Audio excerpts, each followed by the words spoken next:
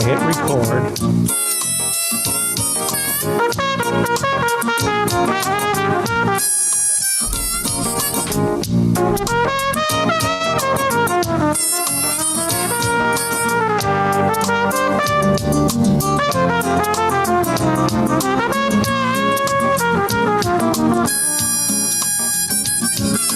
Hot time in the city. My hair plugs ain't pretty. Hot times in the city. I'm feeling kinda bad. 7 to 8 hours. Hey, this is Rudy Giuliani, America's mayor. I'm still coming off the high of covering George Thorogood's Bad to the Bone while dressed as a jack-in-the-box in front of an enthusiastic Jenny McCarthy, whom we all masturbated to in the 90s. That was before technology ruined masturbation by making it too easy.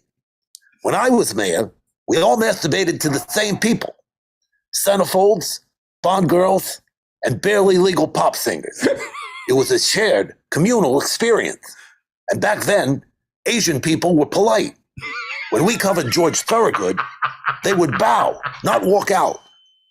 Technology has ruined masturbation, empowered minorities, and rigged elections. Anyone with ears can tell you that my singing last night was far better than the caloric sphincters or the corn-filled turds. But it was me, the jack-in-the-box, who got voted off, while the caloric sphincter and the corn-packed turd lived to sing another week. Believe you me, this is not the end. Today, I'm announcing a class action lawsuit to suspend any further episodes of The Masked Singer until this is resolved. That's right. As of today, I am suing and masturbating to the cast and crew of The Masked Singer. God bless America.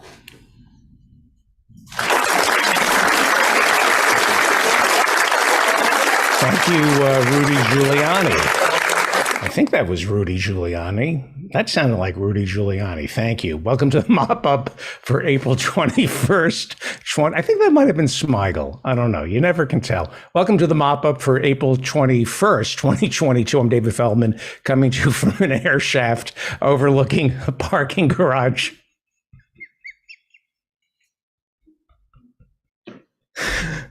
Somewhere in Manhattan, where the temperature is 50 degrees and kind of sunny. ABC's The Masked Singer, featuring the unmasking of Rudy Giuliani, was the lowest rated show last night, according to Nielsen. Rudy Giuliani, as you just saw, held a press conference where he accused Nielsen of using software developed by Venezuela's dead President Hugo Chavez that allows millions of people to illegally watch NBC's Chicago Med. Well, Russia's foreign ministry has announced that it has barred U.S. Vice President Kamala Harris and Facebook CEO Mark Zuckerberg from ever stepping foot in Russia again.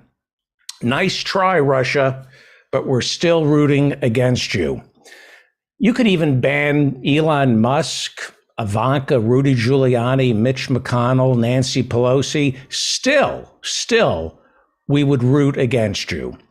Rob Reiner, if you barred Rob Reiner, that would be a tough one, I have to admit. If you barred, this is Rob Reiner's latest tweet. This is what he tweeted today. It couldn't be more simple. A vote for Republicans is a vote to destroy democracy. 10,000 retweets, 45,000 likes. Well, this week, Sean Hannity became the longest-running primetime news host in television history.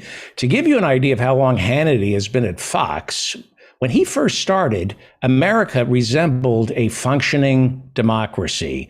And now, thanks to Sean Hannity, it doesn't. CNN streaming service CNN Plus is shutting down at the end of this month after only being available for a couple of weeks. CNN Plus expected 2 million viewers, but only ended up with 10,000. CNN made the announcement today in between nonstop coverage of Ukraine as Jake Tapper tries desperately to get us into World War III. You know, as far as embarrassments go, CNN Plus shutting down barely registers in the top 100 decisions this week that CNN should be ashamed of. You know, CNN, maybe if you can't start a streaming service, you probably lack the foresight to start an American war in Ukraine. Maybe instead of Ukrainian war porn, maybe, just maybe, CNN should report on the war in Yemen, where American missiles and other assorted weapons have been used on innocent women and children, killing at least 377,000 by the end of 2021. The war in Yemen has killed 377,000 innocent women and children, according to the United Nations, and that's underestimating the number of those killed by Saudi Arabia and the UAE using American weapons. But somehow there's no Yemeni war porn. I wonder why. What color are the people of Yemen? I should look into that. So CNN Plus is shutting down. Meanwhile, the real victim in all that is poor Chris Wallace, who left Fox News Sunday to host his own show on CNN Plus, and now he's out of a job. Chris, you were lied to and misled by CNN. Join the club. We all are lied to and misled by CNN. But Chris Wallace couldn't possibly know this because he was too busy lying and misleading everyone while working over at Fox News. I'm actually surprised CNN Plus wasn't successful. Who would have ever dreamed there isn't an ear-splitting demand out there for an extra hour of Wolf Blitzer? Some say the streaming bubble is popping, probably because all these streaming services are offering the same exact thing. Nothing.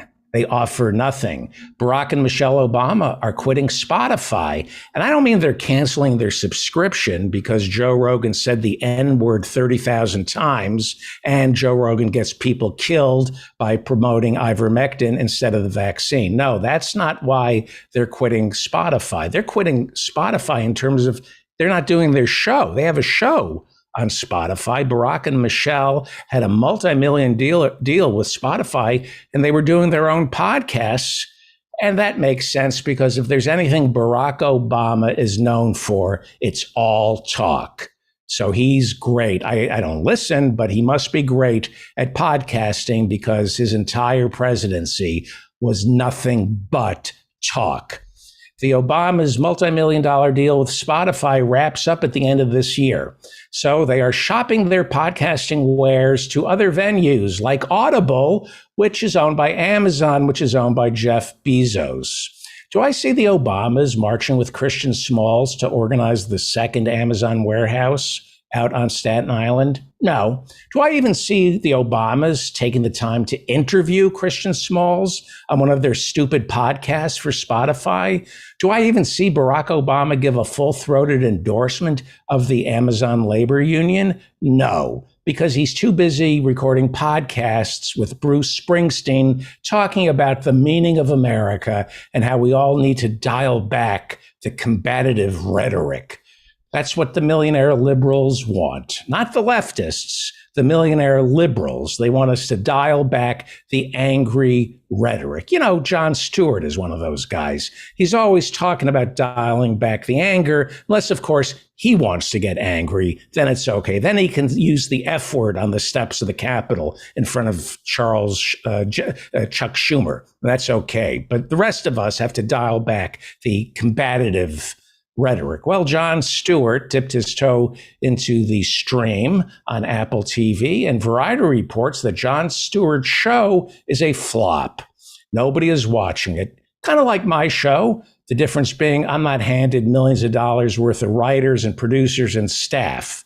No, like my sex life, I have to do everything on my own. According to Atlantic, the 5th episode of The Problem with Jon Stewart was streamed only 40,000 times. And that was just me hate watching it. John's viewership is down 78% from its first episode on September 30th, 2021. His last episode got 40,000 views, millions and millions of dollars that Apple threw at him, and he gets 40,000 views. 40,000 views. More Americans would rather watch a redneck accidentally take a dump in a hot tub on YouTube than endure another Jon Stewart F-word laden lecture on how Americans need to elevate political discourse.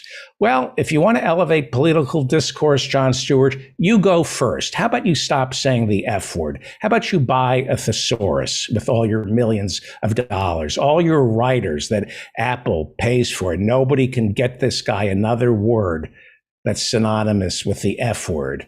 But no, Jon Stewart, I'm going to use the F word on the steps of the Capitol and on my multi-million-dollar streaming show for Apple because I use the F word. I'm just like everybody else. Yes, John, you're exactly just like everybody else, which is why nobody is watching you. 40,000 views. Apparently, there isn't a market out there for Jon Stewart, a union-busting multimillionaire who grandstands off the cheap grace of supporting our military while at the same time telling his viewers to make peace with the oil companies. You know, maybe if we didn't make peace with the oil companies, Jon Stewart, we wouldn't be sending our soldiers off to the burn pits in Iraq and Afghanistan. Folks, I was right about Christian Smalls and his Amazon labor union, and I was the lone voice telling you about Jon Stewart. I know exactly who Jon Stewart is, and sadly for Jon Stewart, John knows exactly who Jon Stewart is, a union-busting bully, a coward who always takes the easy way out, whether it's using the F word to punch up his weak material, changing his last name from Leibowitz to Stewart, and most importantly, telling his audience exactly what they want to hear as opposed to what they need to hear. Jon Stewart is a coward and a bully. The sad thing is he's still the best at what he does, which speaks volumes to what gets passed off as edgy humor these days here in America. He's still the best at what he does, and he's a coward. The streamers continue to fail.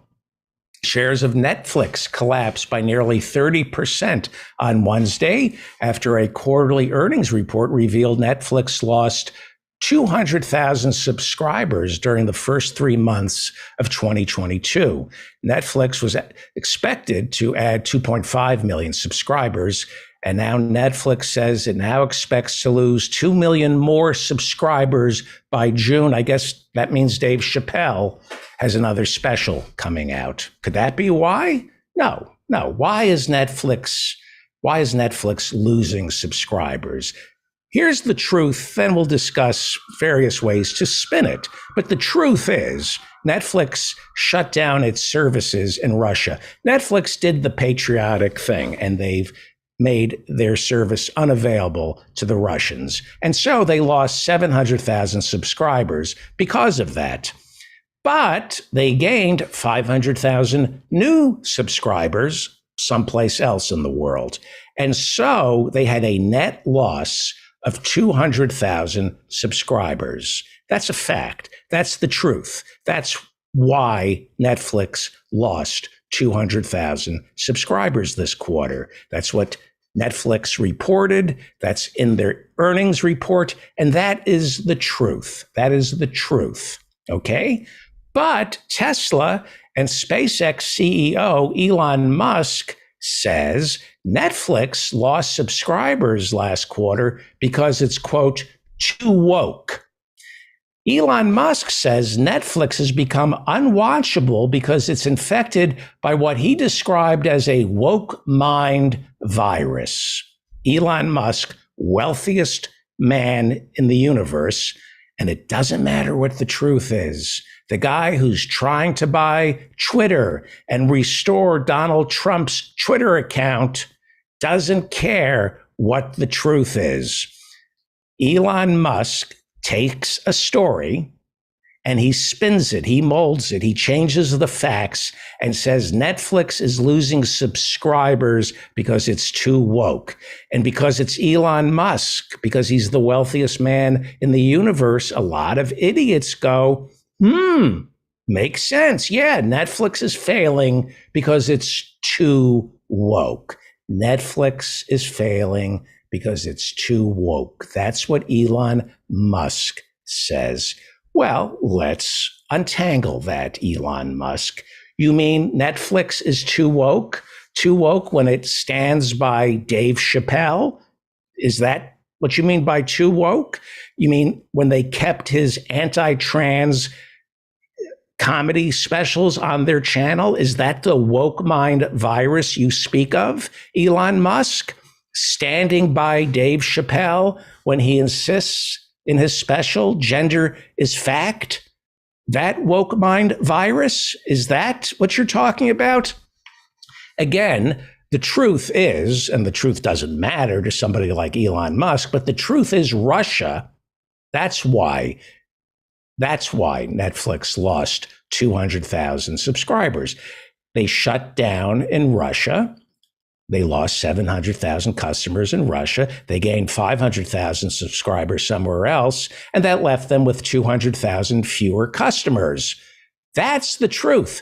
But Elon Musk gets to twist news events any way his racist, anti-union, anti-LGBTQ agenda wants. So if Elon Musk can do it, I'm going to give it a try, okay? Elon, I say Netflix is shedding subscribers because Netflix isn't woke enough. How about my spin? Okay, you want to lie? I'm going to lie. My spin is Netflix lost 200,000 subscribers because it isn't woke enough. I say it lost 200,000 subscribers because the LGBTQ community is boycotting Netflix because of Dave Chappelle. And it's working. They lost 200,000 subscribers, Elon Musk, because Netflix stuck by Dave Chappelle. 6% of this country is LGBTQ. Everyone in America has a friend or a loved one who is a member of the LGBTQ community, and they think Netflix isn't woke enough. So they're boycotting Netflix, Elon Musk. There. Netflix isn't woke enough. It's so easy to play Elon Musk's right-wing Joe Rogan game of ignorance. The British Prime Minister Benjamin Disraeli reportedly said, quote, "There are lies, damned lies, and statistics." In other words, if you really want to bolster your lies, use statistics. Netflix just lost 200,000 subscribers because it was shut down in Russia. But Elon Musk says people are leaving Netflix because it's too woke. What he says is a lie, a damned lie, and of course, a statistic. So I'm going to say they're losing viewers because of Dave Chappelle. And trust me, all somebody has to do is print my lie with my damned statistics. Just print my Dave Chappelle spin in, I don't know, the New York Times, the Wall Street Journal, or any other leading news organization, and people will believe that. People will believe that Netflix lost 200,000 subscribers because it's not woke enough. People will believe that, including Dave Chappelle, including Netflix. They will believe that. Just print the legend. Try my legend instead of Elon Musk's legend.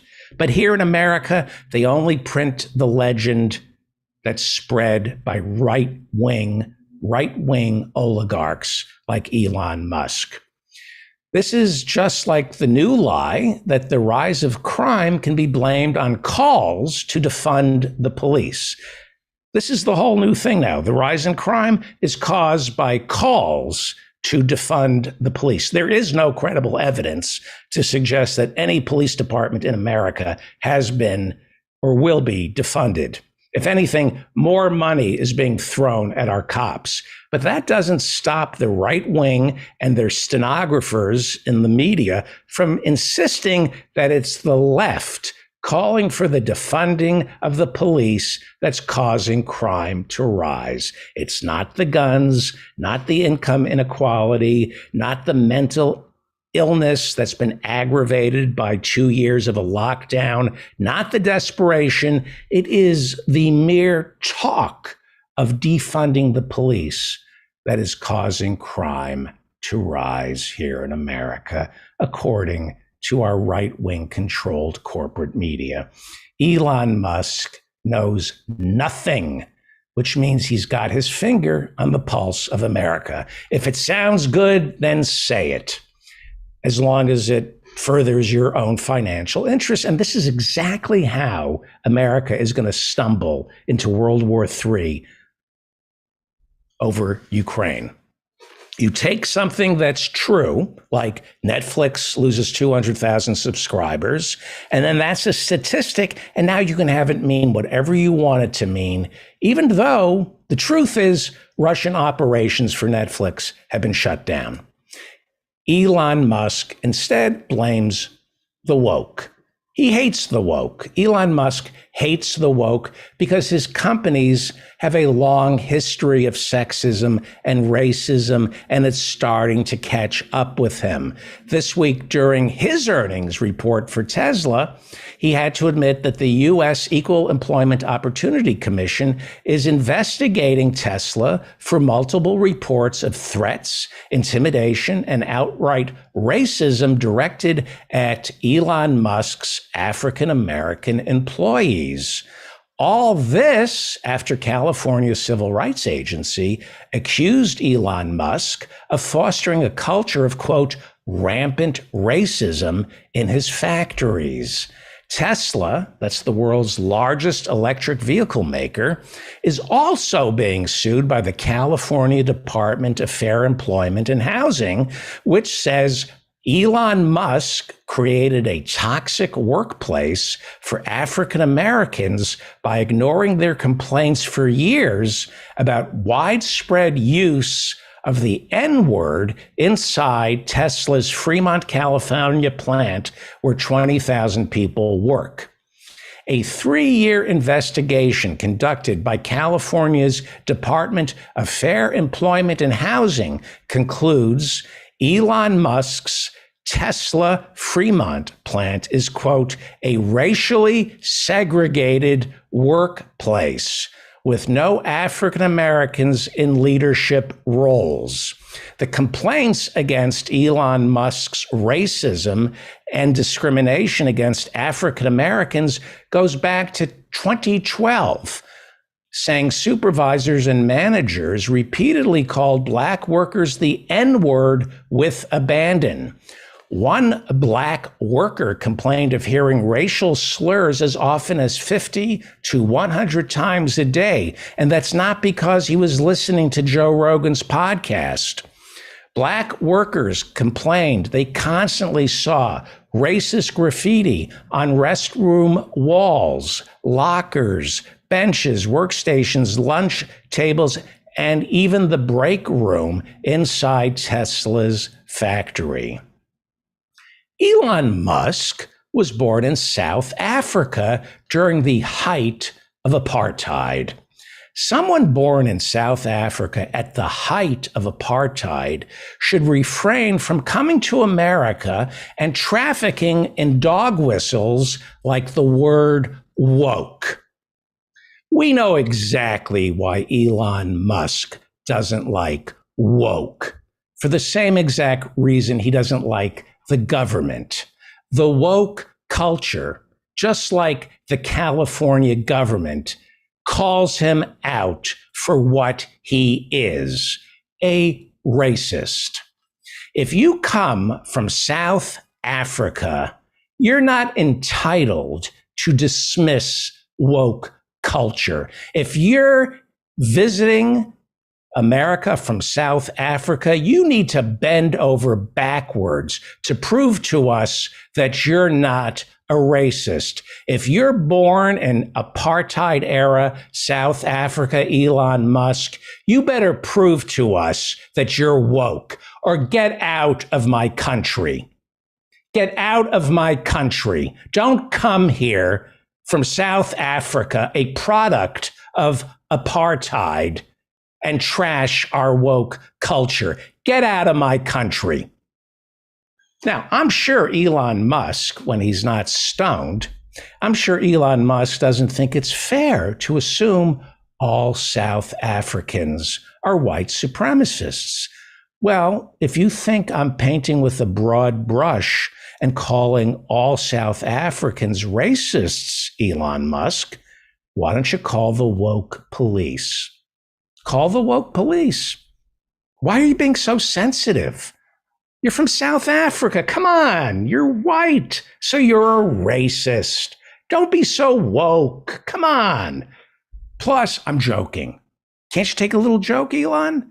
What are you getting so woke about my calling you a racist just because you were born in South Africa? So the thing is, I'm not joking. There are facts to prove that South African, a product of South Africa's apartheid, Elon Musk, is in fact a racist. There are numerous lawsuits in the state of California to prove that Elon Musk, who was born in apartheid era South Africa, is in fact a racist. When black employees are treated this way, when they hear the N-word incessantly, when they find no room for advancement at Tesla, that's racism. So I get why Elon Musk, who smokes dope with Joe Rogan, I get why he complains about the woke culture, because he's a racist. He's a racist. So of course he's going to complain about the woke culture. Late last year, Musk announced he was relocating Tesla headquarters from California to Texas, where companies are fined for not using the N-word. And if you think that's unfair, Google the name of former Governor Rick Perry's hunting camp. Rick Perry, longest serving governor in Texas history. Trump's energy secretary, Rick Perry. Google the name of his hunting camp and I'll wait. I'll wait. Google Rick Perry hunting camp. Got it? And then Google, is Rick Perry gay? Google, is Rick Perry gay? Then Google Rick Perry and these words, male escort, Joey the Hustler. Google these words, Rick Perry, comma, male escort, comma, Joey the Hustler. The midterms are 2 weeks away. On May 3rd, candidates for House and Senate face off in primaries in Ohio and Indiana. May 17th is primaries in Pennsylvania. And on May 24th, Texas will hold its runoff elections after holding its primary back on March 1st. Like I said, Ohio's congressional midterms are May 3rd. Nina Turner is running to unseat Congresswoman Shontel Brown, who won a special election last year to fill the seat vacated by Marcia Fudge, who Joe Biden picked to run housing and urban development. Nina Turner is a progressive who has supported and is supported by Bernie Sanders, but she lost last year after a right-wing pro-Israeli settler super PAC pumped $2 million into the campaign for Shontel Brown. There are a lot of Jews who live in her district, and they are being brainwashed by far right-wing pro-Israeli settler super PACs who who want Shontel Brown to be reelected. The Intercept is now reporting that Congresswoman Shontel Brown is getting a $1 million boost from Sam Bankman-Fried, a billionaire who has made his fortune in cryptocurrency. Fried has formed the pro-cryptocurrency super PAC, Protect Our Future, because nothing says protect our future more than putting all your hard-earned cash into cryptocurrency. Well, I guess if you're willing to put all your money into something that doesn't really exist, you would have no trouble putting your money into Congresswoman Shontel Brown. Meanwhile, Chairman of the Senate Budget Committee, Bernie Sanders, will stand with the Amazon Labor Union this Sunday out on Staten Island when he speaks to a rally of union supporters. 1,500 employees at an Amazon warehouse vote April 25th on whether or not to join Christian Small's Amazon Labor Union. If victorious, this would be Amazon Labor Union's second win. Amazon.com has a European division which received 1 billion euros in tax credits last year, claiming it lost 1.16 billion euros. That's according to its most recent corporate filings. Amazon, surprise, paid zero taxes in Europe and received a 1 billion euro tax subsidy. Now listen to me, Europe. This is how Amazon spreads like a cancer. They lose money for years. It's not Amazon, the second wealthiest man in the world, not Elon Musk, who's the other piece of shit, Jeff Bezos, is worth $200 billion because they pretend they're losing money. They lose money. He loses money for years by undercutting his competition. He's doing this now in Europe. He has money to burn. So he goes into Europe and he charges less for everything. It's called predatory pricing. Predatory pricing. He has enough cash on hand and some angel investors who will keep pouring money into Amazon Europe so Amazon Europe can sell products at a loss, right? And at first, Europeans will start buying from Amazon to save money. You're buying stuff at cost or at a loss because Amazon can afford to do this. But soon the Europeans will have no choice but to buy from Amazon because all of Europe's brick and mortar stores will soon be out of business. Amazon is a cancer. Jeff Bezos looks like a tumor because he's a cancer. He looks like a malignant tumor because Jeff Bezos is a cancer. And my advice to Europe is shut Amazon down. On Wednesday, WikiLeaks founder Julian Assange moves one step closer to being extradited to the United States to face espionage charges. Since 2019, Julian Assange has been held in Great Britain's Belmarsh prison, where a magistrate's court this week ordered Assange to be shipped off to America and face charges of spying on this country 10 years ago when he released classified information revealing war crimes committed by American soldiers in Iraq and Afghanistan. Now it's up to Home Secretary Priti Patel to approve the extradition. Before being transferred to Belmarsh prison, Assange spent 7 years inside London's Ecuadorian embassy. Assange faces 17 counts of espionage for assisting U.S. Army intelligence analyst Chelsea Manning in stealing files that included a 39-minute video of more than a dozen Iraqis, including 2 Reuters journalists, getting shot to death by U.S. military inside Apache helicopters. Some of our military were heard laughing while committing these atrocities.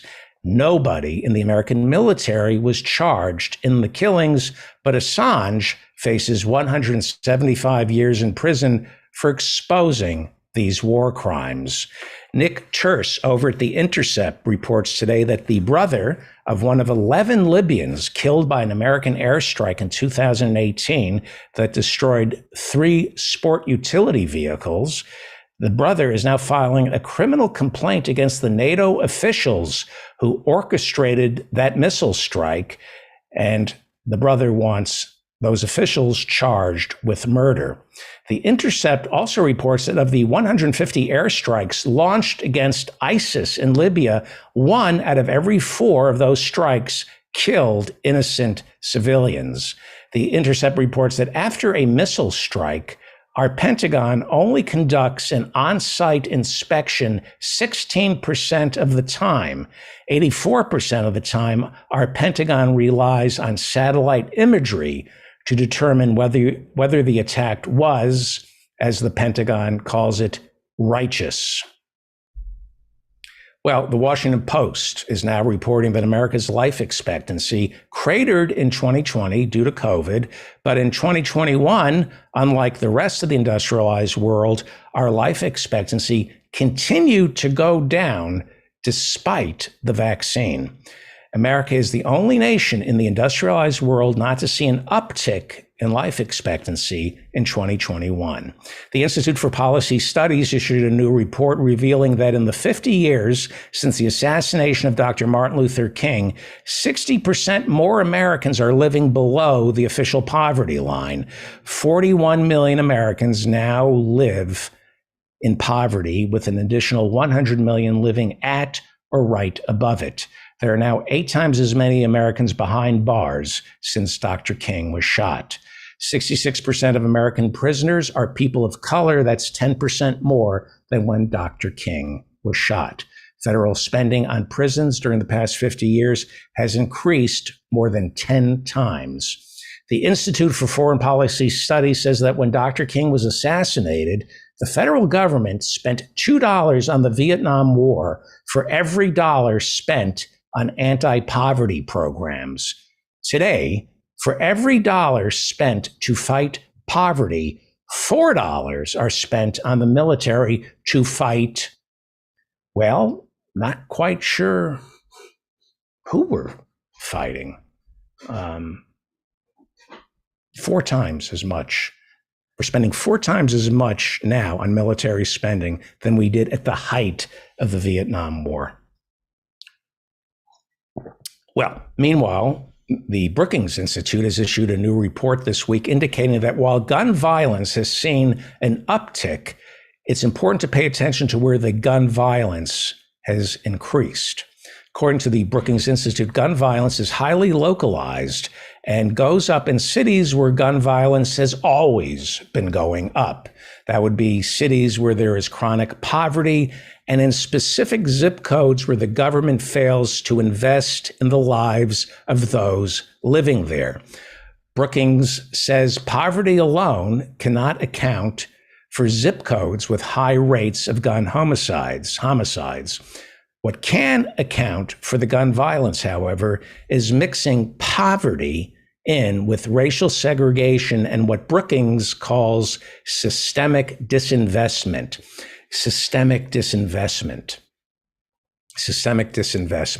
That is think tank talk for spending more on the military than on fighting poverty. Systemic disinvestment. Go fuck yourself. Systemic disinvestment. So what Brookings is saying, gun violence goes up where people of color live with other people of color, while the government keeps them in poverty by failing to provide affordable housing, education, and of course, jobs. Systemic disinvestment. Well, jobs. The Labor Department reports that our economy added 431,000 jobs in March, but 230,000 Blacks and Hispanics left the labor force. The Labor Department says that Black unemployment is double that of white unemployment, and unemployment now hits men harder than women. So if you want to put an end to gun violence, get rid of the guns.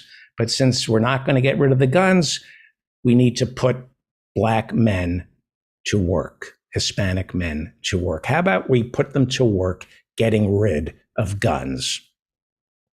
Oxfam is a global organization that reports on income inequality. According to a new study, Oxfam says the International Monetary Fund is forcing fiscal austerity on the millions of third world people who live in countries that accepted pandemic relief loans from the International Monetary Fund. According to Oxfam, in the first year of the pandemic, 85% of all IMF loans to third world countries demanded fiscal austerity, which meant balancing budgets and reducing spending on infrastructure and social safety nets. That's in order to pay back the loans from the IMF.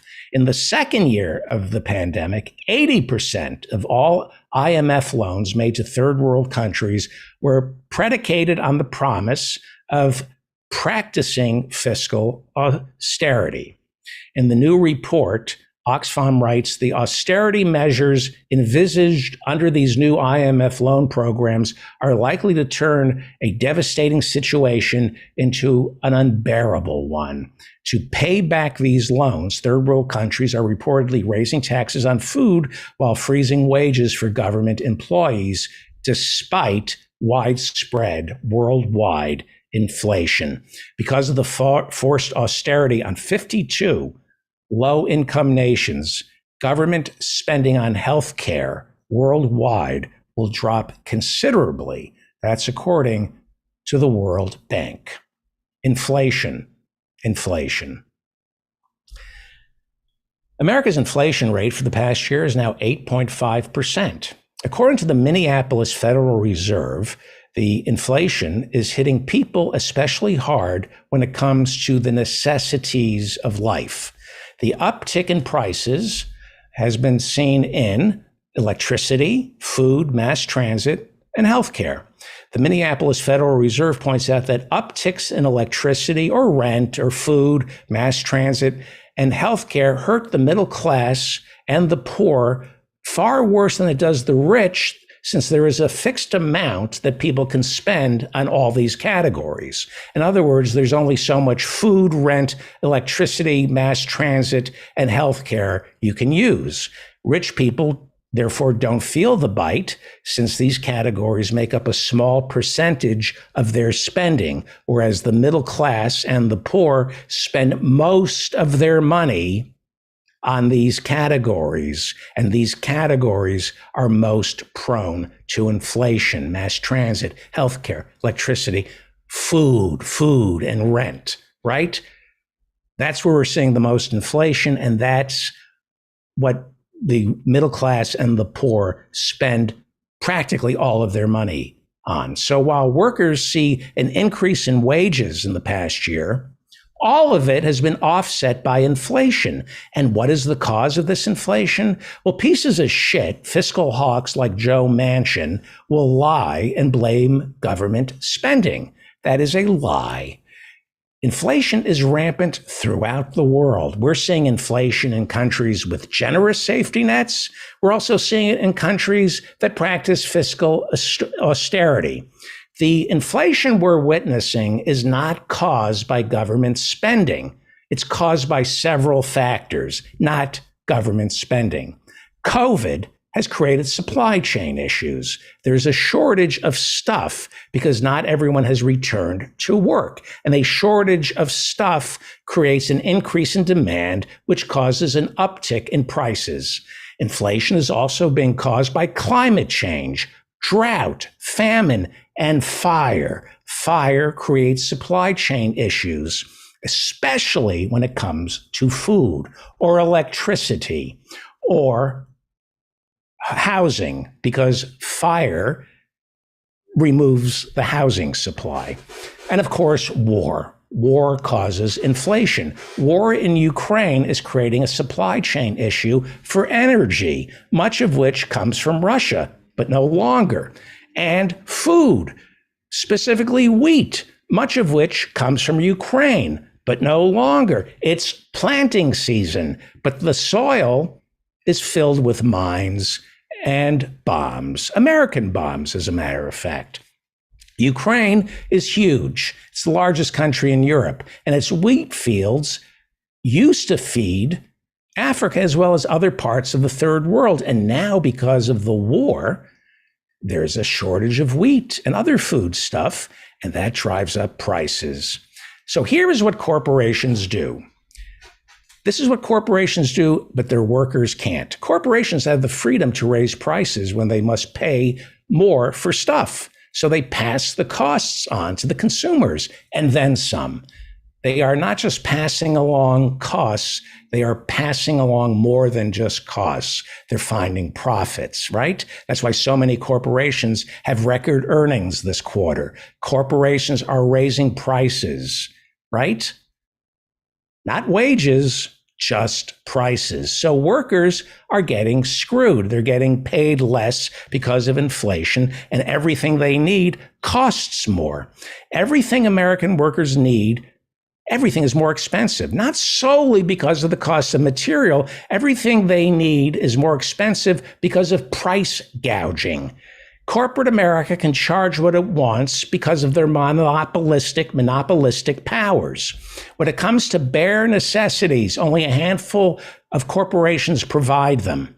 Food is controlled by a handful of companies. You want chicken? You got to get it from Tyson. There's no such thing as the family farm anymore. Medicine, hospitals, your telephone, cars, energy, all are controlled by a handful of companies. They determine the prices. That's why there's inflation. There's no competition. Monopolies drive up prices. And because they're a monopoly, they drive down wages. If there are only a few companies doing the hiring, these corporations can pay workers pretty much what they want. Wages are going down because labor is something corporations purchase. They buy labor. And corporations in America have what is called a duopsony. A duopsony. A duopsony is an economic condition where there are only two buyers for a service. If only two companies are buying your service, they can pretty much dictate what they pay for that service. In television, despite all the streaming services that are struggling, despite all the cable companies that are struggling, there are not two, but there are about 5 companies that own all the streaming services and all the cable stations and all the networks, and they do all the hiring. That's a duopsony. Duopsony. That's 5 companies who own all of television. So they determine what they pay for a show, what they pay for a writer, an actor, what they pay the producers. They control what they pay the workers. And because they're not competing with anyone else, they can raise prices on their shitty product. Your cable company can charge whatever it wants for the shit that it tries to pass off as entertainment. Your energy provider, your internet, your phone company, they basically charge whatever they want because where are you going to go? And they can pay their employees whatever they want because where else are the workers going to go? Prices are going up, up, up. And Joe Biden ran on increasing the minimum wage, which has not been hiked in 15 years. So whatever gains made by workers in terms of wages past couple of years, they're all being wiped out by inflation. And that benefits corporate America because they get to raise prices, right? Without raising wages. And Joe Biden, because he is an inveterate liar, will not keep his promise to raise the minimum wage. He will allow inflation to be used as a cudgel to keep the minimum wage down, even though it's a lie, even though it's a lie. Raising the minimum wage has no effect on inflation. The liars in Wall Street, on Wall Street and in Washington, they will blame inflation on wages. That is a lie. Inflation has nothing to do with paying workers more. And Biden will not keep his promise. He will not raise the minimum wage because the lie will be spread. It's being spread now that raising the minimum wage will cause inflation. And because Biden is a liar and will work with that lie, American workers can't afford heat, food, or rent because Joe Biden won't give us an increase in the minimum wage, which hasn't been pumped up in 15 years. The minimum wage hasn't been raised in 15 years. And yet we have 70s era inflation, right? Right now, is we have 70 errors inflation. But this government is going to insist, oh, if you increase the minimum wage, we'll have inflation. We already have inflation. It has nothing to do with wages or increasing the minimum wage. So corporate profits go through the roof, and the 99%, many are desperate. Some are starving. They don't have enough heat, medicine, or an affordable place to live. There's no economic theory to justify this other than wanton greed. I want to go back to duopolies, where two companies or five companies control what workers get paid, basically. People who work for McDonald's are not allowed to quit their job and go work across the street for Wendy's. When you were hired at McDonald's, you were forced to sign a non-compete clause. So talk to me about what it means to be free in America. Whose freedom are we talking about? Where is the freedom from precarity? Where is the freedom from want? The freedom to quit your job and go across the street and work for somebody else? In America, freedom is measured by how much you're allowed to intimidate your employees. Freedom is measured by how much the ruling class can enslave its workers. According to the Treasury Department this year, 1 out of 4 workers in America is subject to a non-compete clause, which means if you work for Amazon, you're not allowed to go work for any of their competitors. But we hear about the free market and how competition is good. Yeah, competition is good as long as the playing field isn't level. The workers are not allowed to compete. Big tech is run by non-compete clauses. If you work for Google, you move up the ranks, you are not allowed to take your newly acquired job skills and bring them over to Facebook. And yet your boss over at Google or wherever you work will justify paying you less by insisting that you're learning skills that will soon translate into future success. This will make you desirable. That's what they love to tell you. In lieu of pay, you're learning on the job. We're teaching you marketable skills that will be very desirable to future employers, so long as that future employer is this company, because you're not allowed to go anywhere else. You know, there are 2 types of Americans. There are those who decide what they want to do with their lives, the people who get to decide what they want to do with their lives. And then there are the 99%, those who have life happen to them. We are a nation run by people who get to decide what they want to do with their lives, people of privilege who woke up one day and said, I think I'll run for office. Nancy Pelosi, the pampered, privileged daughter of Baltimore's mayor. She married a wealthy businessman, and she decided to get involved in San Francisco politics, not because she saw politics as a way to better people's lives, but because she wanted to better her life. She knew the game. She grew up in it, and that's what she wanted. That's what she decided to do with her life, to make her life better. Chuck Schumer, Senate Majority Leader, Harvard Law graduate. And he decided, you know what I want to do with my life? I want to play the game of politics. I find that intellectually stimulating. Politics, Congress, then the Senate. He chose politics not to improve other people's lives, but his. He wanted to play the game. And now we have for president Joe Biden, who woke up one day and chose to become president. What do I want to do with my life? I'm in my mid-70s. What do I want to do with my life? I already have millions. My son just died. I need purpose in my life. I'm getting older. I just don't want to drift off. I'm going to run for office. I'm going to run for president. That's why Joe Biden ran for president, because he needed to do something with his life, not something for our lives. He ran for president in 2020 because he wanted back in the game. The run was about Joe. It wasn't about what Joe wanted to do for our lives. It was what he wanted to do with his life. Everyone in America is entitled to decide what they want to do with their life. That's the freedom. That's the freedom the right talks about, but fails to secure for everyone other than the richest 1%.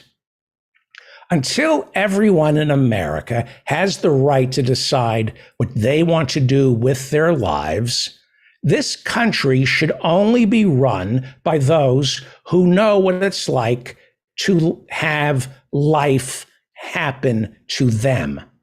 99% of Americans don't decide what they want to do with their lives. 99% of Americans wake up each day and try to mitigate what life is doing to them. I have zero sympathy for Joe Biden, which has been filled with tragedy. But tragedy is not a job qualification. Some people think it is. Some think the tragedy in Joe Biden's life is the resume builder that makes him qualified to be president. I watched Jon Stewart in 2020 talking about the tragedy in Joe Biden's life and how that forged an empathy in this man that will make such a powerful and caring president. And I remember thinking, here's this union-busting multimillionaire who thinks the only tragedy anyone can imagine is the death of a loved one. I guess you can arrive at a certain income level where the only tragedy you can imagine is the death of a loved one. As though Joe Biden is the only person in America who has experienced grief. And it's his grief that makes him perfect for the job of president. Joe Biden is a little too comfortable with grief. He would make a great funeral director. He would. He gives a great sermon. He knows what we're going through during a tragedy, but he has no idea how to stop a tragedy from happening. He's a funeral director. Joe Biden is a funeral director. He is not a doctor. Joe Biden is comfortable ushering people onto the great beyond, but he does nothing to prevent it from happening. I remain dumbstruck every day by how his administration has turned Ukraine into a video game. Nobody wants it to stop in the Biden administration. Nobody in the Biden administration is trying to stop this. They just keep feeding our quarters into the machine, loading the Ukrainians with Mario Brothers power-ups like Mega Mushroom anti-tank missiles or Boomerang Flower assault weapons. It's a video game for this administration. Then CNN, MSNBC, CBS, NBC, and ABC, they report the fighting like it's the NBA playoffs. The Russians are circling the Ukrainian army in Donbass. Can Joe Biden get enough weapons into Ukraine and cut them off? This is war as covered by ESPN. And nobody talks about diplomacy. There isn't even a pretense of this administration trying to stop the dying. All Joe Biden does is brag about all the weapons he is giving the Ukrainians. Last night, I was watching a breathless Jake Tapper on CNN talking about bringing the fight to the Russian military. Not him, not his kids. Bringing the weapons to the Ukrainians so they can bring the fight to the Russian military. And I watched this, and I thought, if Donald Trump were doing this, half this country, including the Republicans, we'd be going out of our minds, right? Can you imagine Trump ginning up war in Ukraine this way? Of course, he wouldn't because he was Putin's puppet.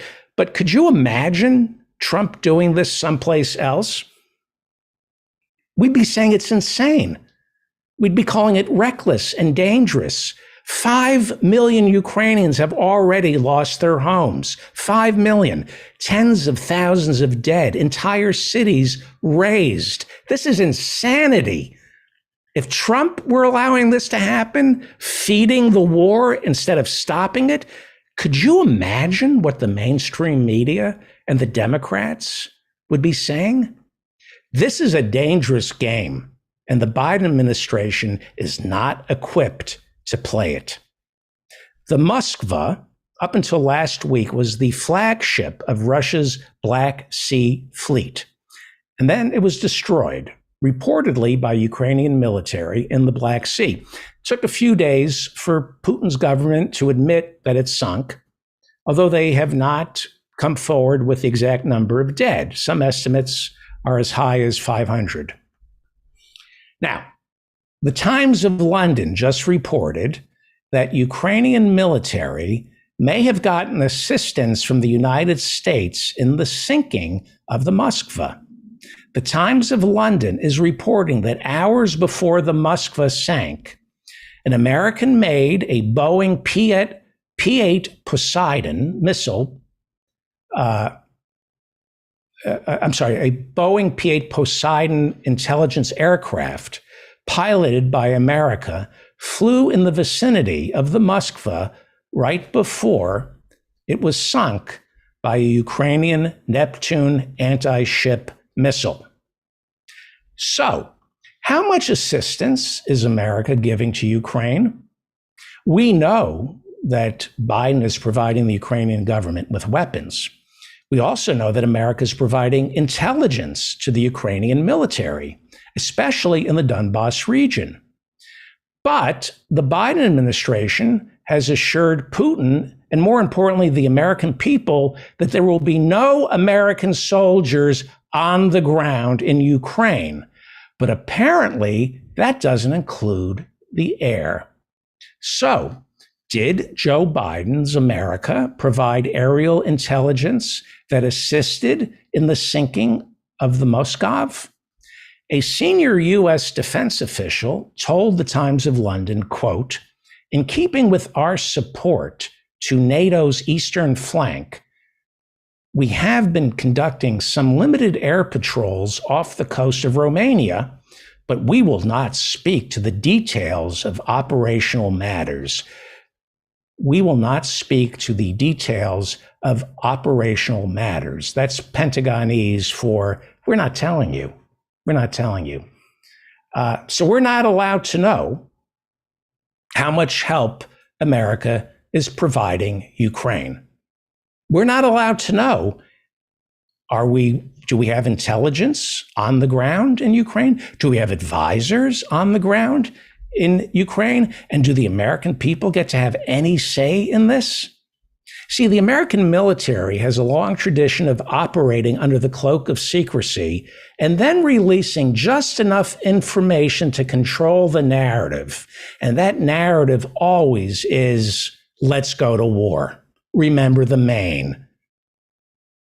You go to war on a lie. The Maine was a lie. Now, what if one of our intelligence planes gets shot down? Gets shot down by Russia? Well, this is exactly how we ended up in Vietnam. In the Gulf of Tonkin, two American Navy ships patrolling off the coast of North Vietnam doing intelligence were reportedly sunk. It's never been quite clear what exactly transpired. There literally was a fog of war, enough of a fog, nobody could really tell, enough of a fog for President Johnson to use the incident in the Gulf of Tonkin as a pretext to go to Congress and get them to authorize the Gulf of Tonkin resolution, which gave Johnson the power to send 500,000 American soldiers into Vietnam. And we know how that played out. The Gulf of Tonkin incident was a lie. Johnson lied before Congress to get the war authorization, just like Dick Cheney and George W. Bush lied to get their war authorization, because you cannot go to war without America getting lied to. And you can't lie unless your military operates under the cloak of secrecy. That way they get to spin what actually happens. So we're being told there are no soldiers, no people helping Ukraine. Really? Vladimir Putin has warned that America's increased participation in Ukraine could have, quote, unpredictable consequences. So America's instinct, which stems from ignorance, says nobody tells us what to do. Nobody tells us what to do. Putin's not going to bully us, even if 5 million Ukrainians end up losing their homes and thousands die and entire cities are destroyed. We're not going to be pushed around by Vladimir Putin. Right. We are using Ukraine as pawns in an international game of chess to poke holes in Vladimir Putin's ambitions in order to reestablish the world order in America's favor. This administration is positively giddy, fighting a proxy war in Ukraine, testing our weapons, checking out Putin's army, and keeping this war economy going. Now, Joe Biden, like everyone, has had tragedy in his life, but he's creating more tragedy, millions of tragedies. He's too comfortable with death.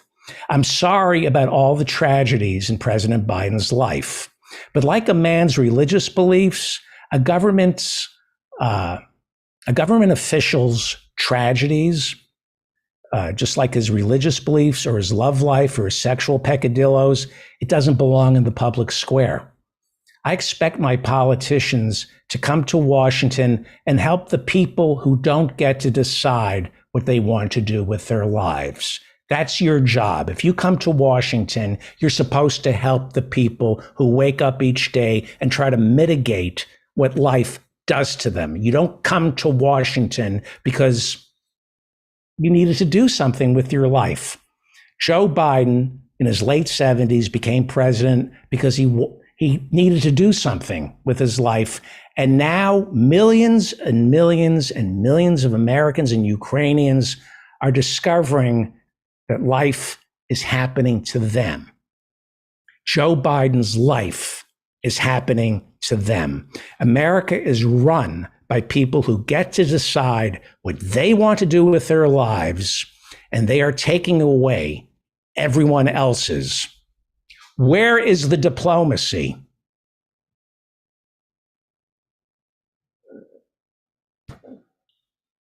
Hey, Liam McEnany, your friend David told me about how you thought you had to pass gas on the number 4 bus, but it turned out to be more than gas. Man, Liam McEnany, that has to be tough. Wearing white shorts on a Manhattan scorcher smack dab in the middle of rush hour with your girlfriend standing right next to you. I feel you, Liam McEnany. I really do. But it's a reminder of how precarious life is. One moment you think you're taking your lady downtown to your favorite Korean barbecue, and suddenly one blast out of your leaky balloon knot and poof, everything changes in a second. Poof. It's all over. Poof. Runny bilge, dripping down your legs, Liam McEnany. You look for your girlfriend. Poof. She's gone. In the blink of a balloon knot. Won't even return your phone calls. I feel for you, Liam McEnany. Reminds me of 9/11. Beautiful fall day. I was planning a walk in the park with my second wife, Judith Nathan, who turned out to be a voracious harpy. And the next thing you know, well, I don't have to tell you what happened that day. It's all in my book, Leadership. I guess the point is, Liam McEnany, never take anything for granted. Cherish each moment. You never know. You just never know. One day you're with a woman who you can't figure out where you end and she begins. And then poof, intestinal air completely betrays you by turning solid. Poof, she's gone. Poof, all that's left is a memory. Okay, take care, Liam McEnany. And next time you're riding the bus in white shorts, remember to exercise constant vigilance because things don't always turn out the way you planned. Bye, Liam McEnany. You sound like someone I would like to get to know. 9/11.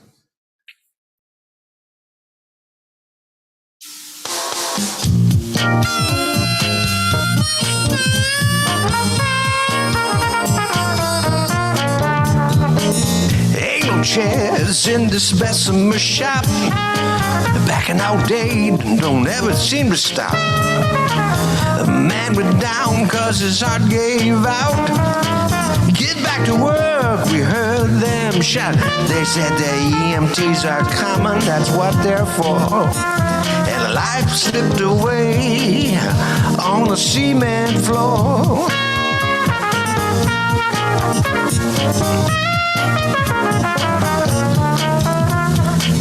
I know the bookstores are all gone away. Got me some books, I'll read them someday. Right now I got to make my rate in all these extra shifts. If I can make it to Christmas Eve, the kids will have nice gifts. And the big boss will have more money so he can go up into space. But there still won't be no chairs in this Bessemer place.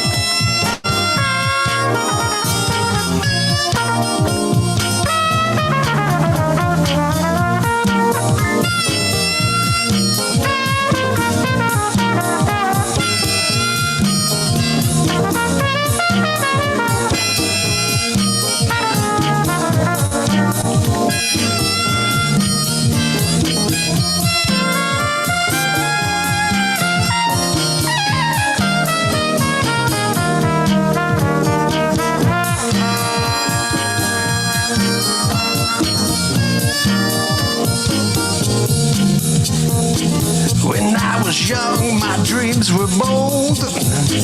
Now every day my life's controlled. Last year we had a meeting and they made us go.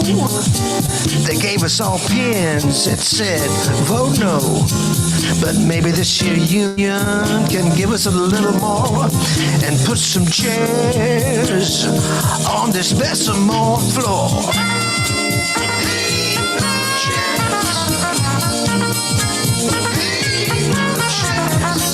I'm hoping the union might make things right. Some days I just don't have the strength to fight. This plant down here can take its toll. It'll break your body, it'll crush your soul. Feels like this packing ain't never gonna stop.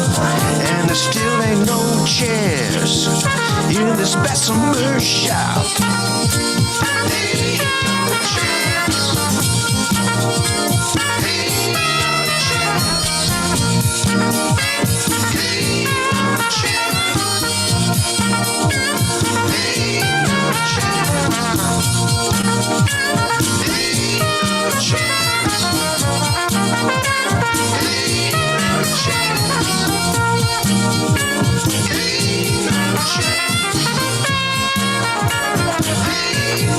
chairs.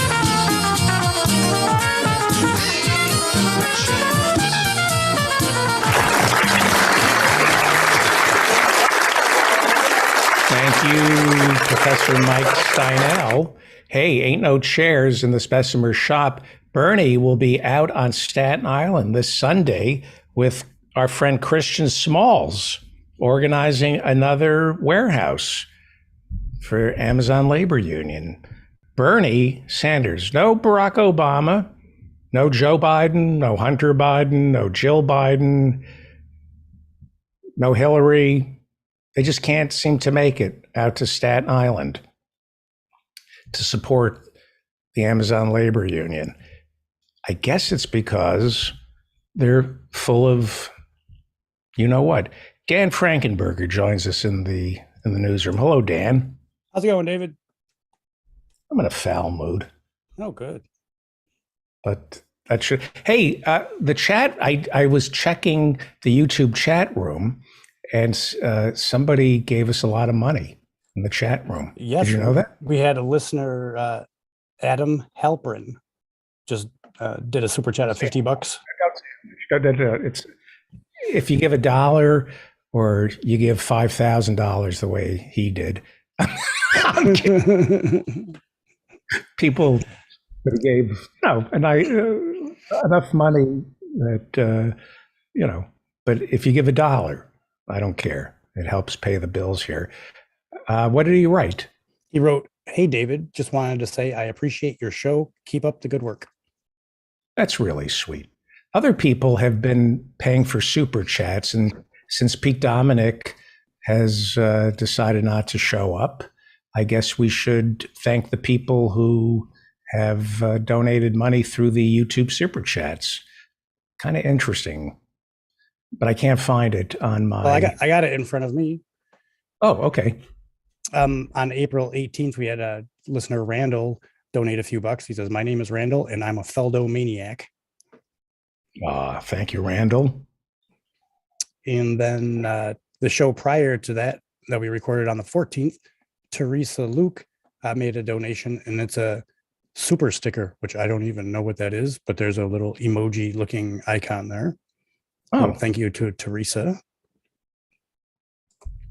Then all this, by the way, my first check from YouTube should arrive any day, and we get to pay out the people who help get this show going. They are Sarah Bush, Grace Jackson, Hannah Feldman, as well as the Invisible Ninja, Dan Frankenberger, Joe in Norway, Andy Brown, Professor Jonathan Bick.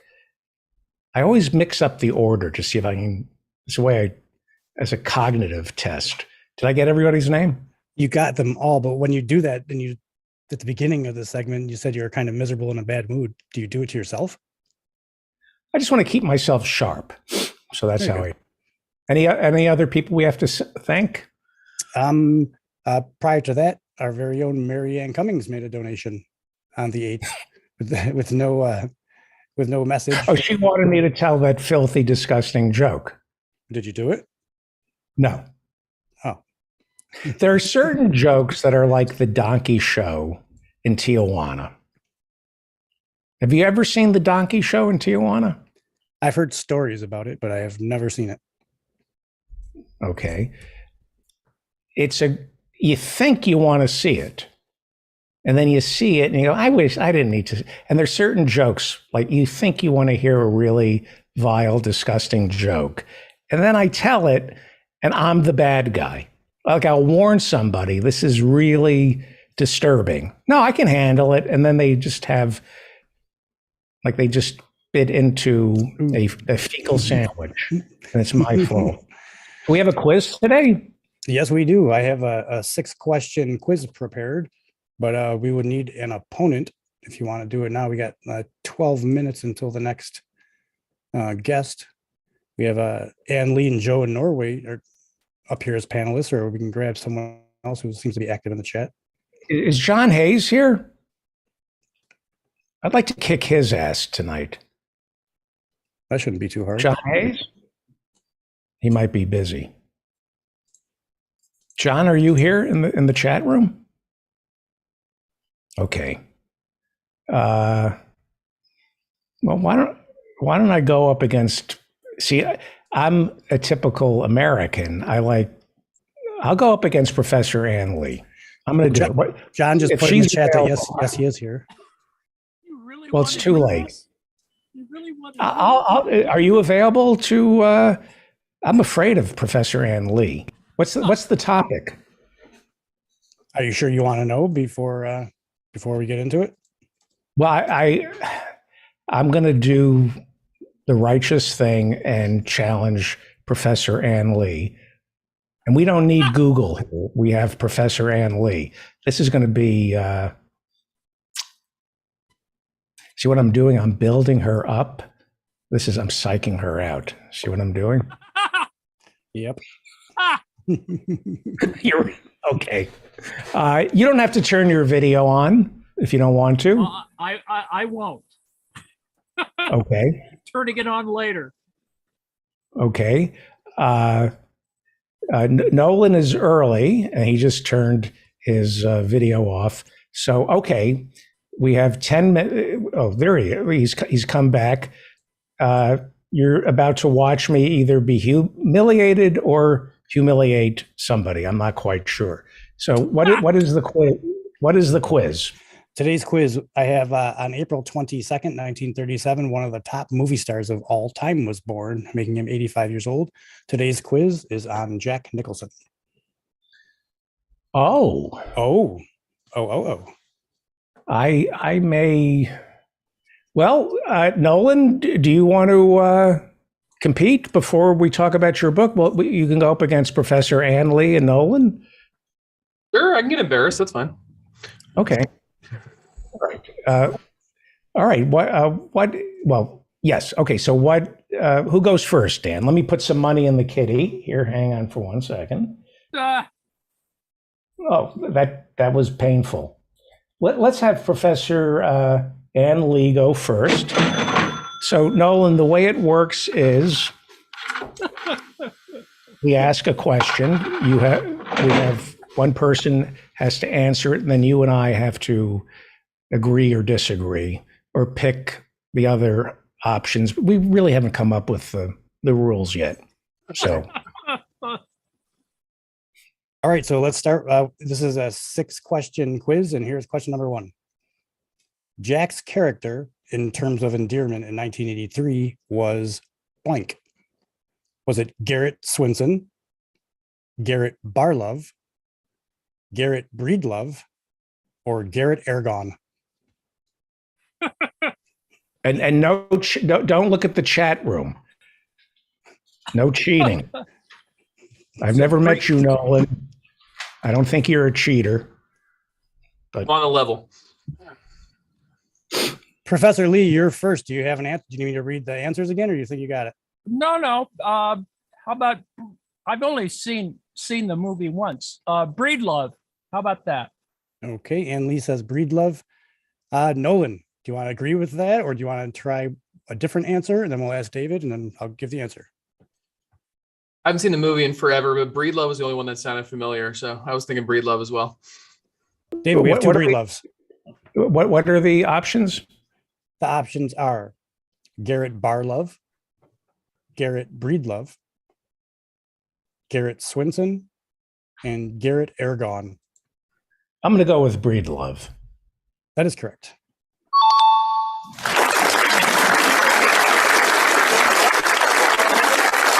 So, because of super delegates, I am leading 4-2.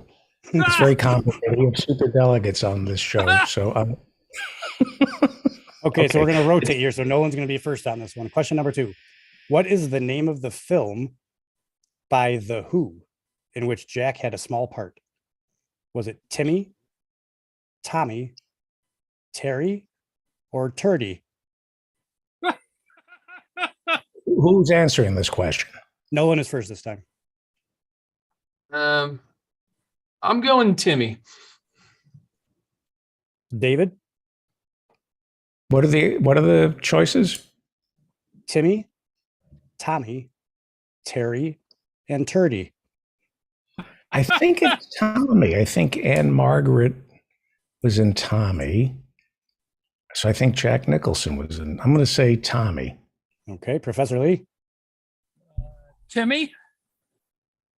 All right, the answer is Tommy. David got that one. Ah,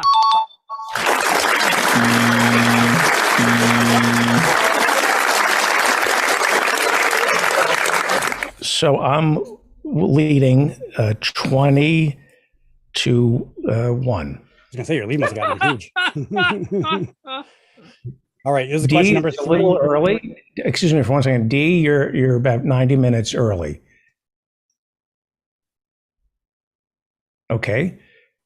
People, this schedule is off today because our guest didn't show up on time and everybody's early. Okay. So I'm the point man on this question, correct? Yep, you're answering first. It's question number 3, and the question is: playing the Joker in the 1989 movie Batman, Jack ruminates on the thought that a man dressed up as a bat is getting all of his publicity. So he determines this town needs blank. Is it a new hero, a better villain, me to show them how it's done, or an enema? You know, I don't think I ever saw Batman. So what is it? What are the choices? The And I may choices be are- bluffing. Sometimes I play stupid. So And I'm he real good at determines this, playing stupid. Or what is it? he determines this town needs a blank, a new hero, a better villain, me to show them how it's done, or an enema? I'm going to say me to show them how it's done. Ann Lee? Better villain. Ooh, two different answers. Nolan? A child of the 80s. It's an enema. It is an enema. An enema?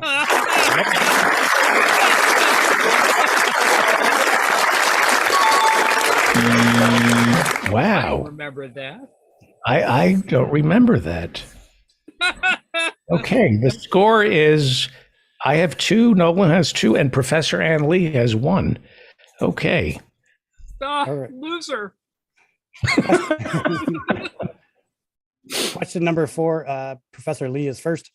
Jack wanted his old friend, Rupert Cross, to play in this movie, but he was terminally ill and could no longer work. The character was GM1 Mule Mulhall. What was the name of this movie? Was it Ironweed, A Few Good Men, The Last Detail, or The Postman Always Comes Twice? Jesus. Comes twice? The Postman Always Comes Twice. That's what I have written down here. Really? I better I want to be a postman. Isn't the Ironweed? postman? Ann Lee, your guess is going to be the Ironweed? Yep. Okay, Nolan? I'll go A Few Good Men. Okay. David? What are the choices again? They are Ironweed, A Few Good Men, The Last Detail, and The Postman Always Comes Twice. I'm gonna agree with Professor Ann Lee. When in doubt, agree with Professor Ann Lee. The answer is The Last Detail. No one got it right. Who got it right? Nobody. Oh, so I get 5 points then. Yeah, you're the one that gets points on this one.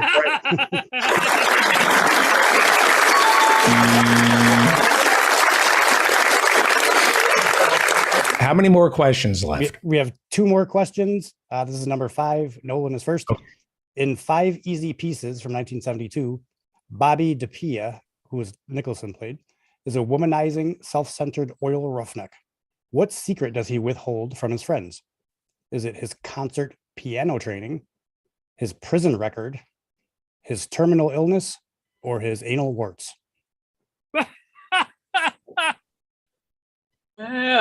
Prison record. Okay. David? I'm going to agree. Professor Lee? It's piano. That is correct.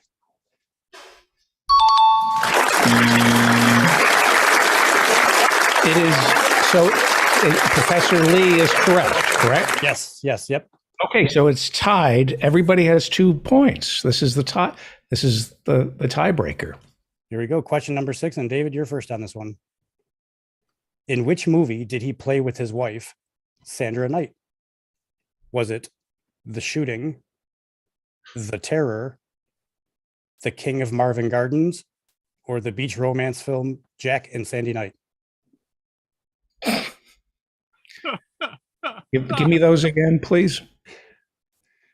The Shooting, The Terror, The King of Marvin Gardens, or the beach I'm going to romance say film? The Shooting. Number 1. Professor Ann Lee, you're next. Marvin Gardens. Nolan. I'm going with the last one, the Sandy Beach, for romantic comedy. Hang on, before you reveal this, we will have a winner. There's going to be a I don't know who it's going to be, but somebody will have won. The answer is The Terror. Ah! Nobody got it. Nobody got it. Stumped. Stumped. These are Lightning round.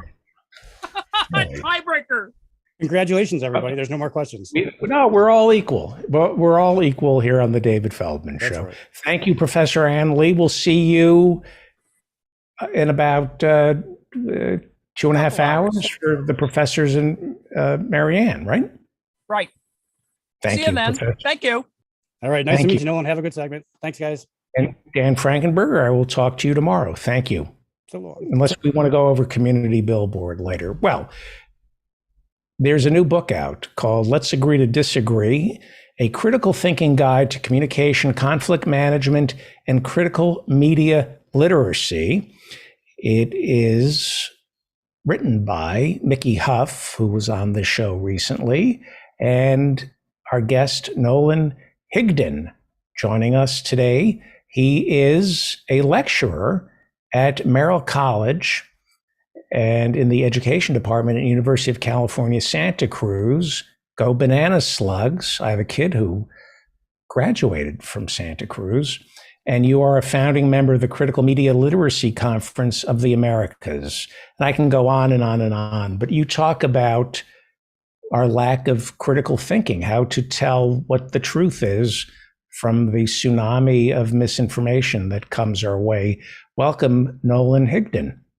Yeah, thank you very much for having me on the show. Already had a good time. Thank you. Why did you write this book?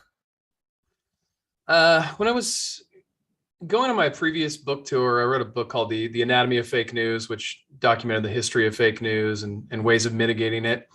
And I went out and did a book tour, and I do like classroom visits. And at the end, we do a Q&A, which is my favorite part. And folks would always ultimately draw the same conclusion. Like, this is a great book. You open my eyes up. There's some great strategies for combating fake news. But I have this other problem, which is how do I talk to people who believe fake information or false information?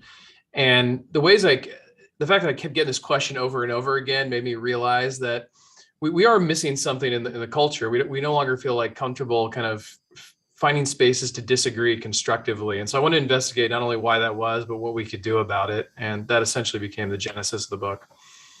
Right. You've also written, your other books are, as you mentioned, The Anatomy of Fake News, a critical news literacy education, and The Podcaster's Dilemma, Decolonizing Podcasters in the Era of Surveillance Capitalism. So that came out last year. So I want to ask you about that. But let's stick with Let's Agree to Disagree, a critical thinking guide to communication, conflict management, and critical media literacy. It sounds like this is written for people who want to attend a peaceful Thanksgiving. Yeah, exactly. We use a lot of references to that friendships, family relationships have been destroyed by social media and the over politicization of everything in our culture. And the plea we're making in the book is it doesn't have to be this way. We cite some polls where Americans' number one fear is other Americans. That's not healthy for a democracy. And we think it's directly connected to our media system. Our media system, long ago, definitely since the 1980s and 90s, has focused on creating like divisive narratives. So they almost use like a pro wrestling type programming. So if you tune into like MSNBC or CNN, you get to cheer for the good guys, which are the Democrats, and they villainize this caricature of Republicans. And if you go to Fox, they do the same thing, but in the opposite direction. In the meantime, though, we're not really learning anything other than how to hate each other. And social media has given us this sort of delusion of power where we think, well, we can just, get rid of people we disagree with. So I don't like you, I'll just block you. Or I'll ask Google to take you out of my search engine. And we've gotten to this place where we no longer are really intellectually challenged. We no longer feel the need to reach out to others who may have just gotten something wrong and work with them to correct it. And so we hope this book pushes that on people. Yeah. On Monday's show, this is why I wanted you on Monday's show, I blew up at a comment in the chat room because I was vocalizing to a guest what the right wing would say about something like fiscal austerity. I was merely talking about how people justify cutting taxes for the wealthy. Somebody in the chat room wrote, David, the 1920s called, they want your politics back. And it got to me. I got really upset. And I blamed the comment because I said, well, I can't even articulate what the other side is thinking without being accused of being on the other side. And then I realized I blew up because it had nothing to do with that comment. I'm on edge. I'm ready to lash out at somebody. So these fights at Thanksgiving, they're going to happen. It may be because of politics. It may be because the pumpkin pie is runny, but they're going to fight. It's kind of nice that we're fighting about politics as opposed to runny pumpkin pie. I mean, anybody who's in a family, there's always transgressive behavior. People don't respect others, the borders, right? We fight. We take advantage of loved ones because we can. So how much of this divisiveness is because we're just divisive? And how much of it are being manipulated by the media? What percentage? Well, one of the distinctions we make in the book that I think speaks to your question is that we have this kind of cultural myth that conflict is abnormal and harmony is normal, but that's actually totally false. Harmony basically never exists. We always have conflict, as you point out. We're accidentally stepping up boundaries. We have disagreements over the food. We like one person versus another, whatever it is. So it's not a question about eradicating conflict. That's not what we advocate in the text. It's about how to manage conflict more constructively. So, Right. Do we need to scream and call each other names because we don't like the dessert that was served? That's probably pretty destructive. We can take a more constructive approach, like maybe next year I'll bring the dessert, or we should take orders ahead of time, whatever it may be, right?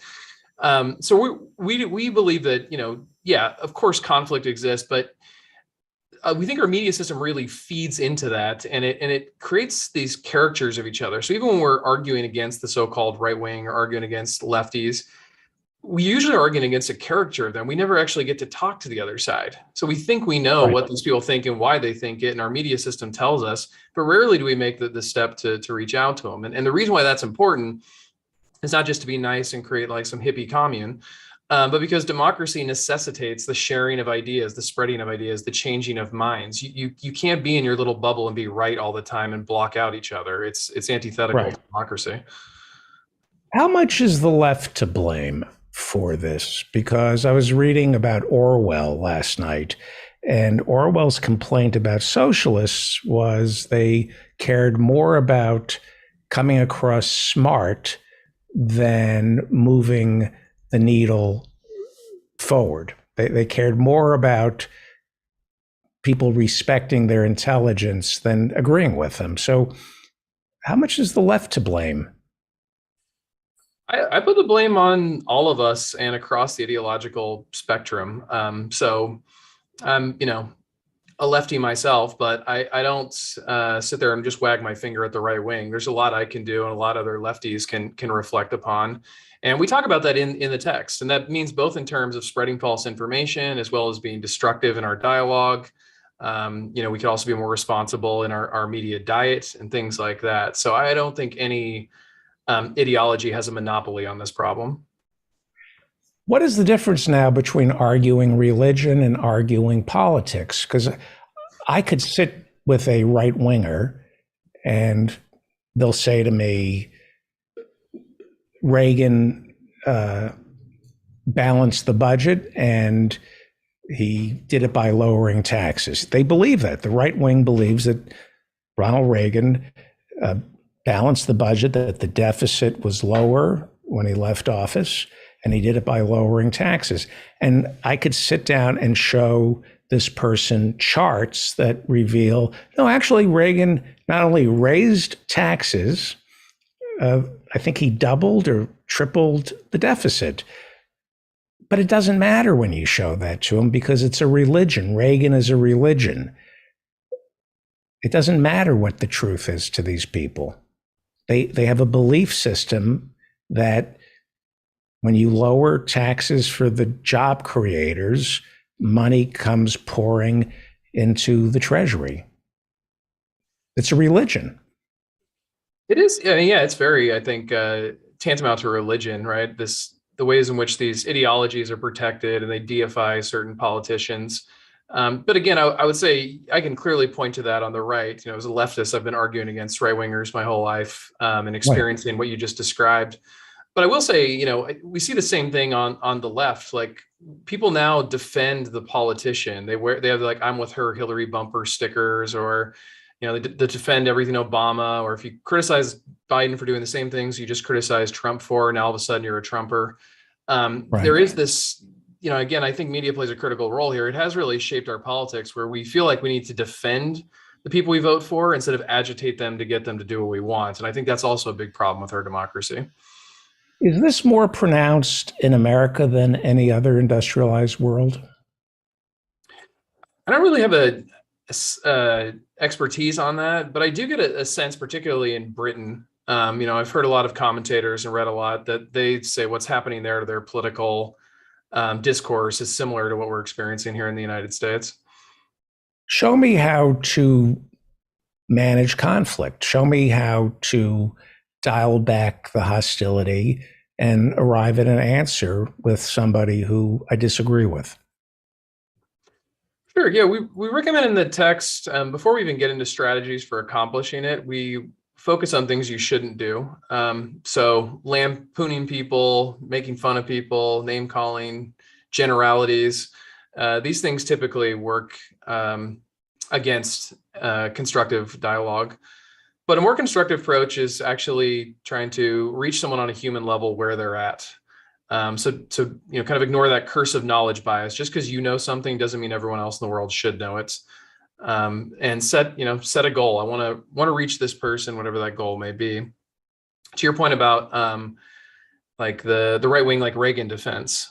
Part of constructive dialogue is let that person give their defense. Be a good listener. So sometimes how we listen is just as important as what we say. So listening to the person. The reason why listening is important is you get to ask follow-up questions. Like, did I understand your argument correctly? Sometimes you don't, right? But even more importantly, so can you show me the evidence to back up those claims?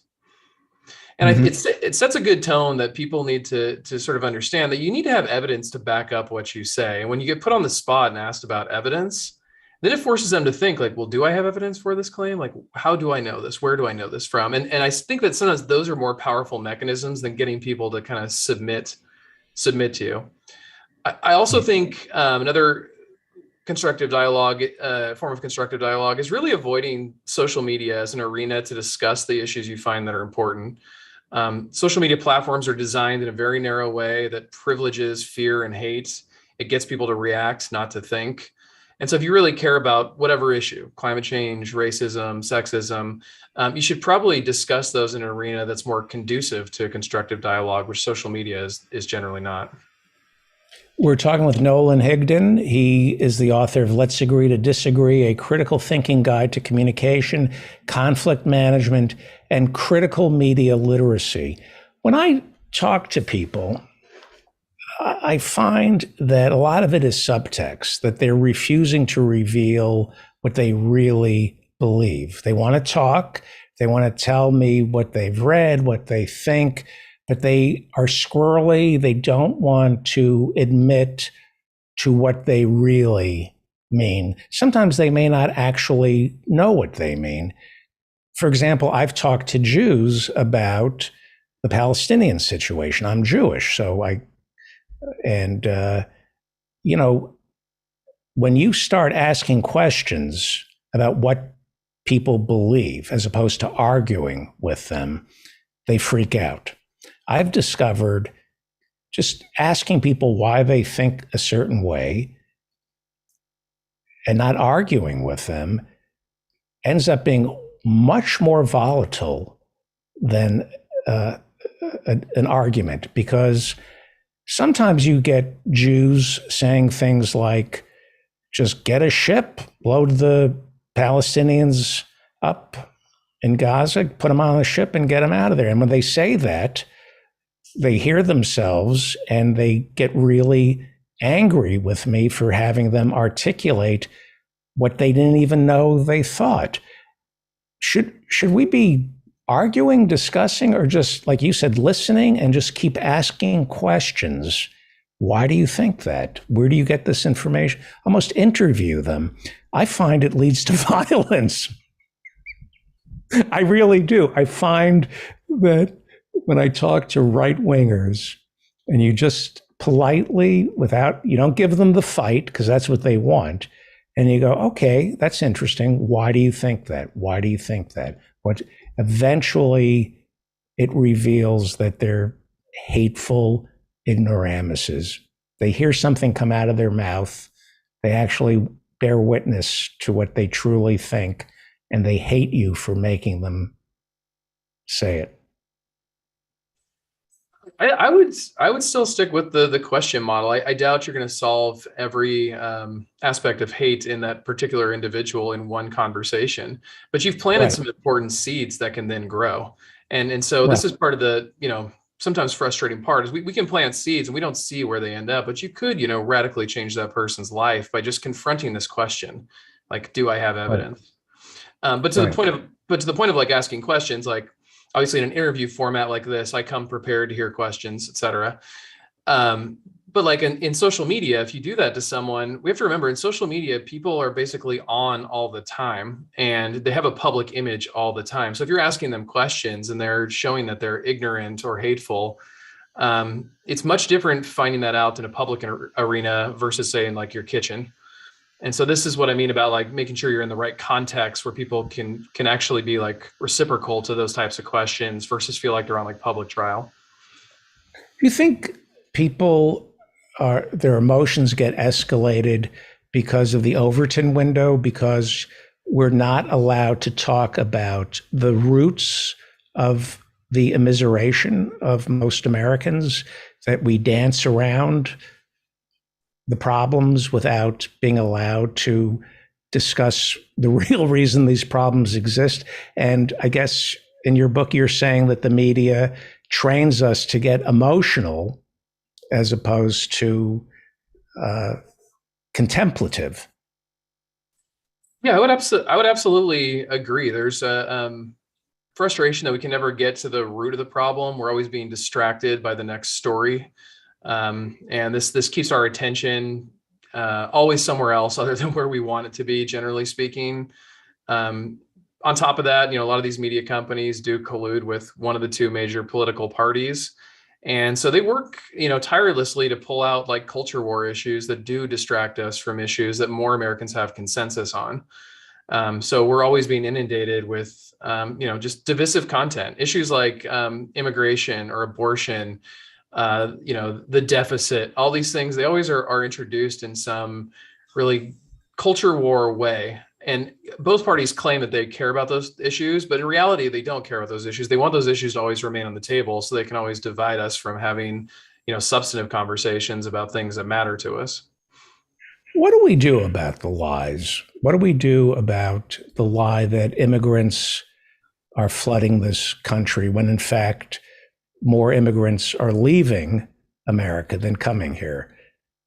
But you have an entire party built on lies. I mean, the Republican Party, I'm not trying to sound like a Democrat, but the Republican Party is built on one lie after another. The idea that immigrants are taking our jobs, the idea that cutting taxes for the wealthy will balance the budget and create jobs, the lie that more guns keeps us safe, more military spending keeps us safe.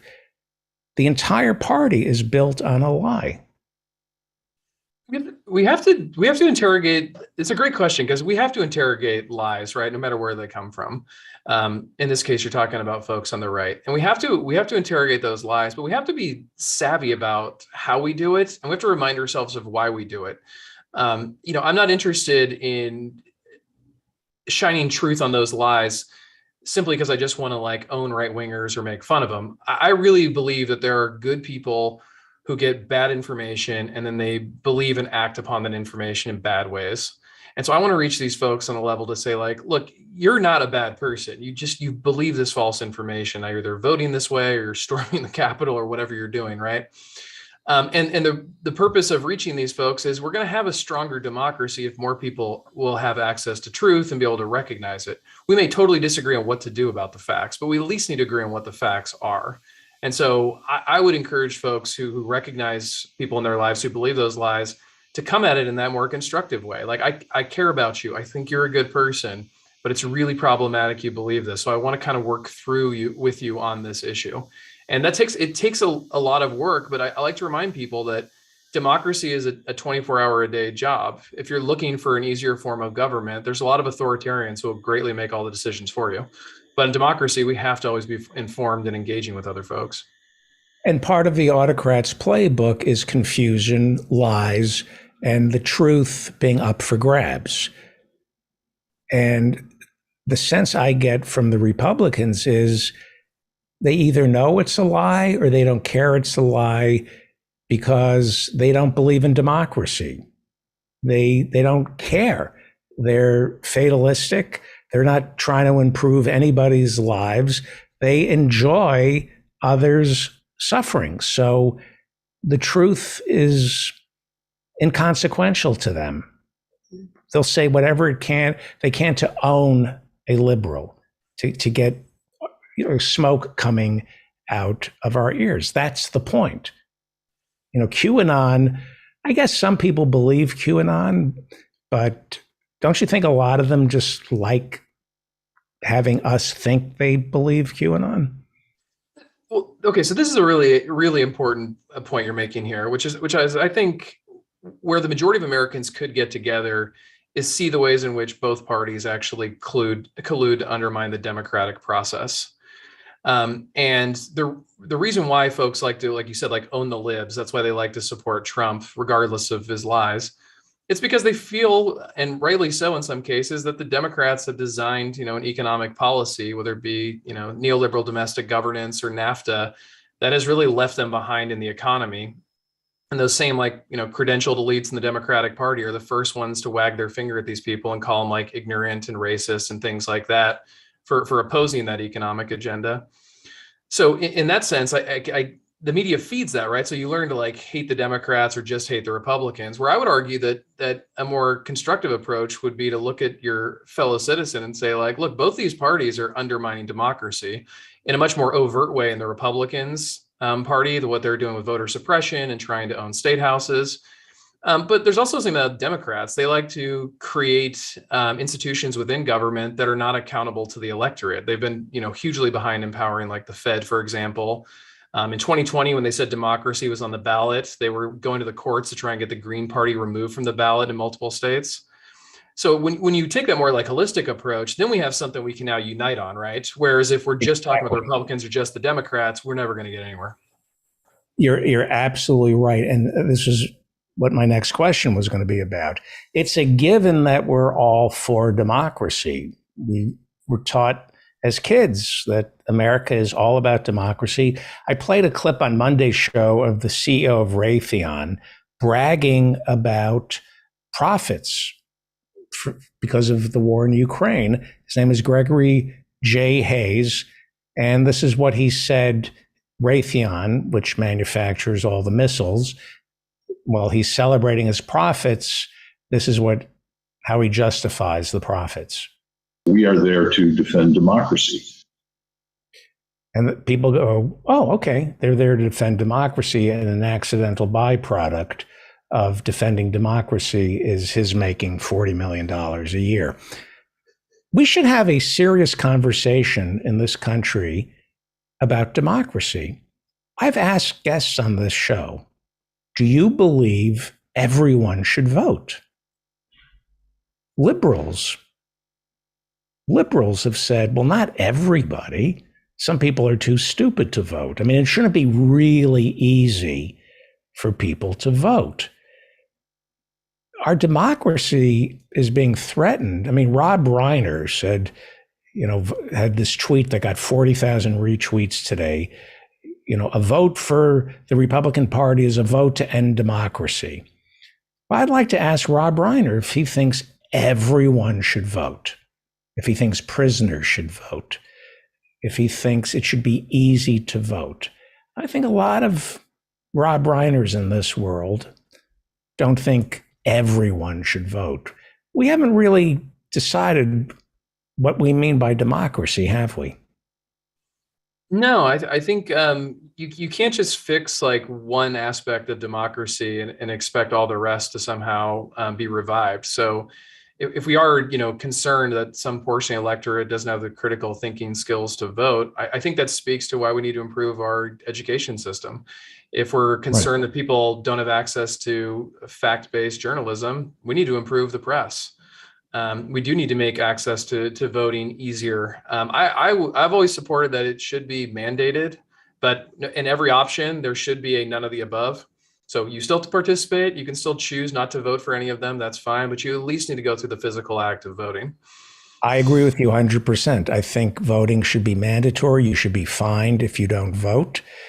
Australia does that. And they've weathered some economic storms better than we have, because while they have a right-wing strain, they're not insane. They were able to get rid of assault weapons when there was a big shooting down there or up there, depending on where you are in the universe.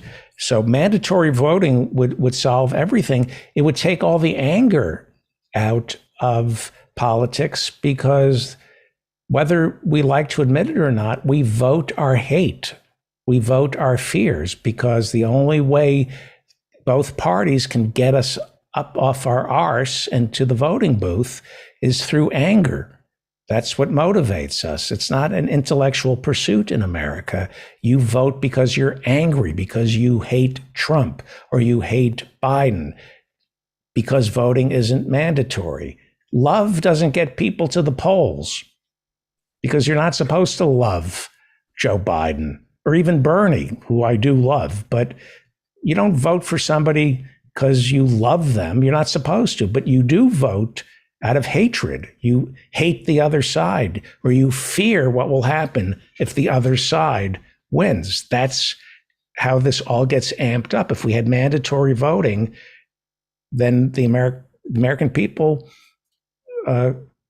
would be immune to getting stirred up over. We'd have 100 million people who don't vote voting. They'd have to vote. And you, how much democracy? Go ahead. I'm just going to, add to that you mentioned Bernie, and I think Bernie revealed something very interesting, and particularly in 2016, not so much in 2020, that he really ran on just a set of policies that he kept saying over and over again. He tried his best to avoid the culture war stuff. He got a little more into that in 2020, in my estimation. But in 2016, he really ran on policies, and that's what resonated. He's still polls as the most popular politician in office right now, and this is for Democrats and Republicans. And I think there's something very revealing about that if we spent less time fearing of the other side and more time talking about policies, you could get better politicians in there. But you're right that every 4 years is supposedly the most important election of my lifetime, and I need to either vote out who's in there or make sure who's trying to get in there doesn't get in there. And we go through this whole charade of the personalities and the primaries, and a lot of people are running just so they can get book deals and blah blah blah. A more substantive, like policy-based approach, where folks are actually voting on policy versus the other side, would dramatically change American politics and culture. Yeah. We have Dr. Philip Hirschenfeld, who's joining us. He is a Freudian psychoanalyst, and I wanted to bring him into the conversation because the name of your book is, hang on for 1 second, is Let's Agree to Disagree, A Critical Thinking Guide to Communication, Conflict Management, and Critical Media Literacy. Conflict management. Dr. Hirschenfeld, Professor Higdon is talking about how we can talk to people who don't agree with us, how to manage our ideological differences. What is your suggestion when you go to a dinner and there are people there who say things about politics that make your stomach turn? That's why I don't go to dinners.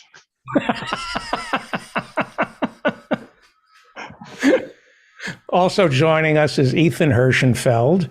He is a brilliant comedian. His special Thug Thug Jew is streaming right now on YouTube. It has close to 1 million views.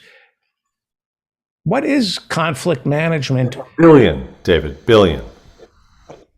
1 billion views. Billion. What is the conflict management that you recommend to coexist with our loved ones, our relatives, when their politics is obscene? What do you mean 1 billion views? I think you're prevaricating. Okay, 1 trillion. Let me just say one thing about conflict management. It's very important to realize a conflict agent will take 10%, but a conflict manager takes 20.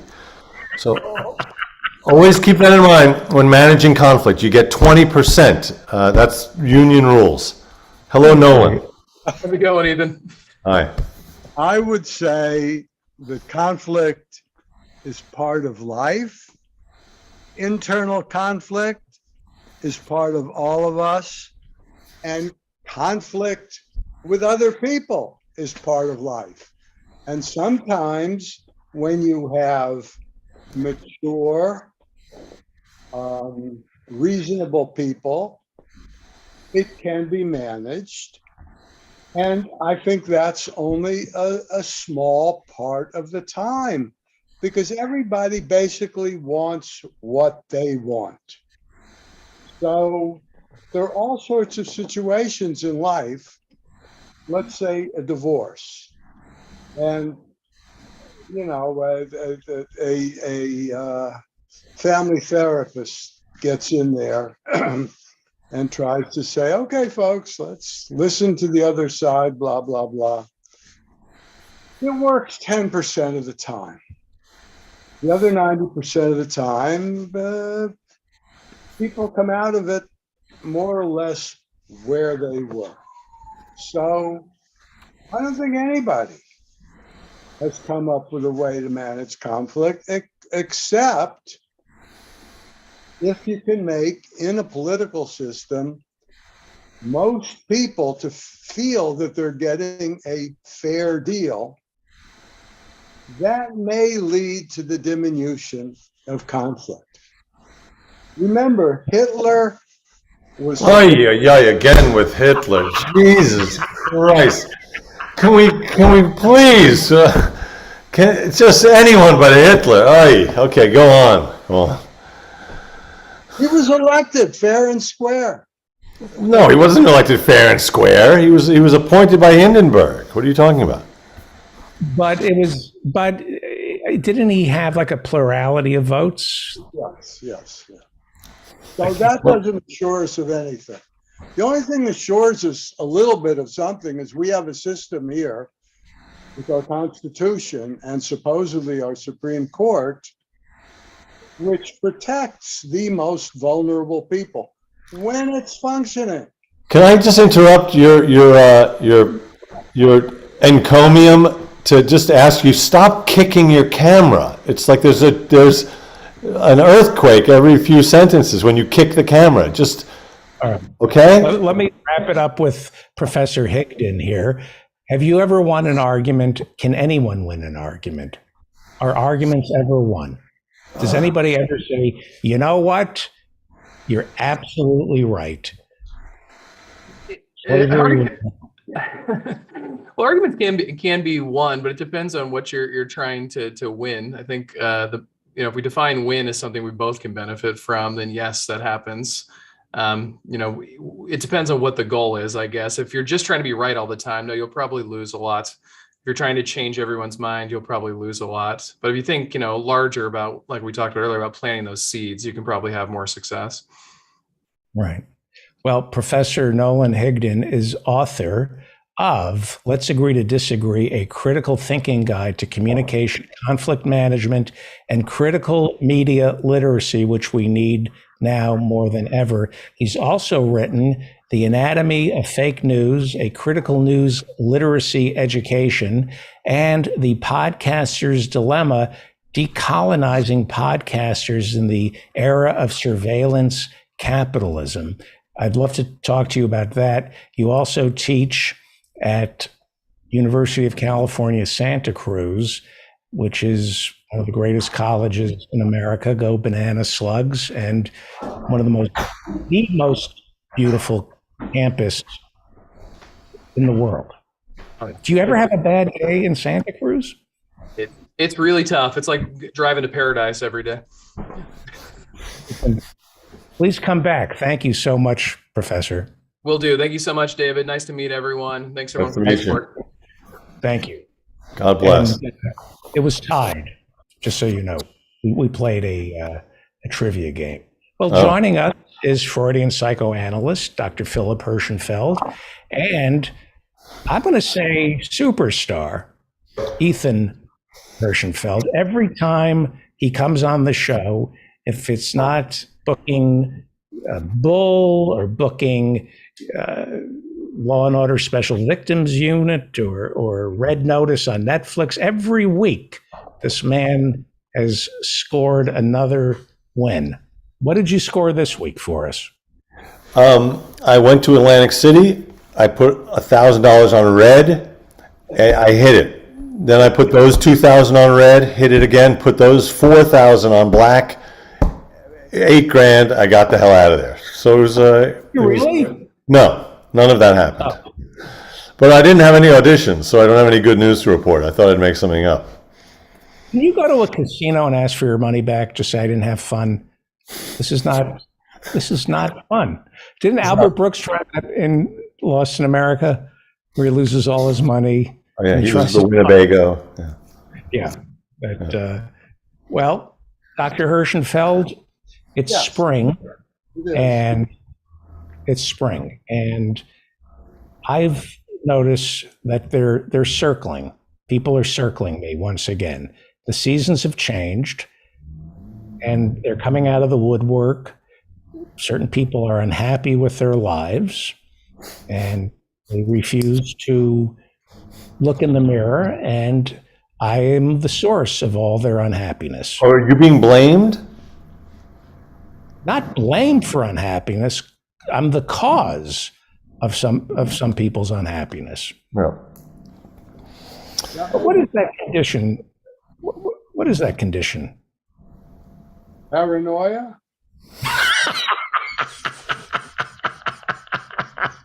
No, I'm not talking about my condition. There are certain people, I look at them, they're absolutely miserable. I didn't cause it. And because I pick up a fork with my left hand instead of my right hand, I'm the source of their disgust. Right. So they're a bad mood in search of a tirade, and you just yeah. I know that feeling. I know that feeling from both ends. It's a very human thing. It's like a mood hair trigger, just waiting to go off. Yeah. Right. I got a great piece of advice once from someone who said, who advocated, and I can't do justice to the way they described it, but it basically said, accept all blame. It's a very powerful thing. If someone blames you for, someone's saying I'm too loud. Are you getting that also? Yeah, well, the sound isn't perfect, but it's my fault. Oh, all right. It isn't, but I'm accepting all blame. I'll keep it down. Well, whatever's wrong with the sound, it's definitely not my fault. Anyway, I was saying accept all blame, except for acoustic things. It relieves you of that feeling of of having to argue with the person. First of all, it relieves you of the argument, and also it ties into another very powerful concept, which is to take nothing personally. I mean, you're aware at that moment that what they're upset about with you isn't about you; it's about them. But it's a way to kind of mechanically enact that. Just say, I'm going to accept that. Now, do I do this? Do I practice what I'm talking about? Never. But even though I don't, sorry, go on. I'm done. Yeah. Don't give them the fight, Dr. Hirschenfeld, right? That's the lesson that I'm trying to learn. That somebody is looking to fight me because it gets their blood boiling, it makes them feel alive. And if I fight them, then I'll say something that will reinvigorate what they already thought I thought about them, and I become the enemy they imagine me to be. Don't give them a fight. Is that the secret I'm to? not taking it personally. Here's the ultimate example of this. This was told to me as a true story, but I was not there, so I can't tell you for sure. A psychoanalyst is sitting in his office. A disgruntled patient comes running in, waving a pistol. And he has a duck on his head. Oh, different joke. Sorry, different joke. Go on. Sorry. And the psychoanalyst says, "It's not me you want to kill, it's your father." And the guy gets confused, drops the gun, and runs out. How about that? Not taking it personally. This Sunday on Extreme Interpretations. So when I look at Ukraine, it really is personalities. There's no democracy, there's no army, there's no referendum on whether or not there should be a war. It's Vladimir Putin's, as you've pointed out, Vladimir Putin's psychological issues, Zelensky's psychological issues, Joe Biden's psychological. It gets down to three men who don't want to go to the table and work it out. Is that? That's one way of looking at it. I'm sorry? That's one way of looking at it. Is it too reductive? I think there are all sorts of ways of looking at it, and they all probably have some degree of truth. Another way of looking at it is Freud's concept of the hatred of small differences. Did you say Floyd? Who's this Floyd? Floyd, Pink Floyd. Oh, Freud. Okay. Sorry, I thought we were talking about. You couldn't tell a Serb from a Croat if you tripped over them. But they went after each other, hammer and tongue, to the death. Same thing with. I didn't get that. Could you try again?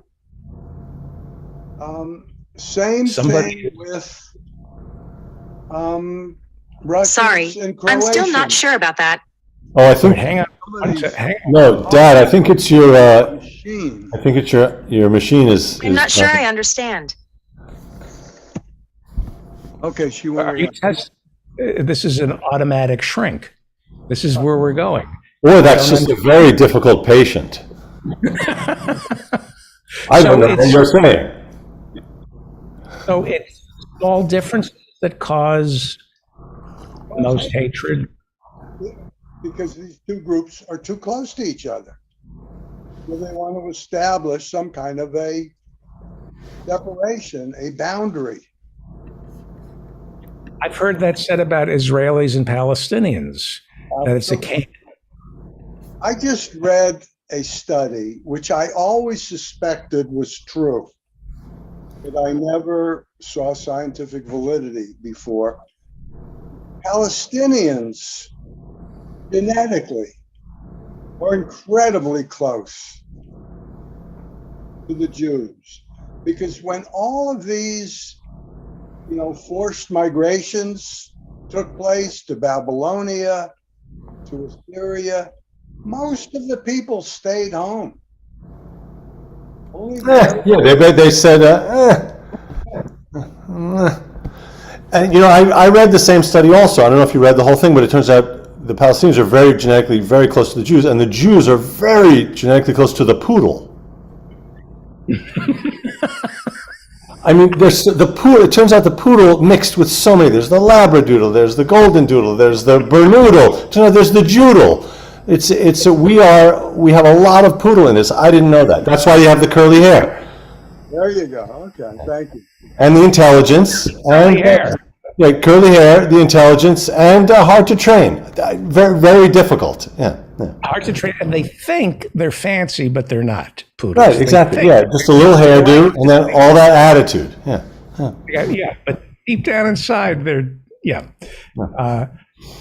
I read somewhere that a lot of the conflict is I see myself, a Jew sees themselves in a Palestinian and they don't like what they see and they want to separate that from, I see that. If we wanted, I'm sorry? It's some of it. It's not the whole Some of story. it. Right. If there were a superpower that wanted peace, there would be a way to sit Zelensky down and Putin down and say, we can stop this fighting. There are 5 million refugees now. Cities are being razed, thousands upon thousands of dead people, economies being destroyed. Ukraine feeds Africa. This has to stop. Let's sit down, stop the fighting. Let's do it. It could be done, couldn't it?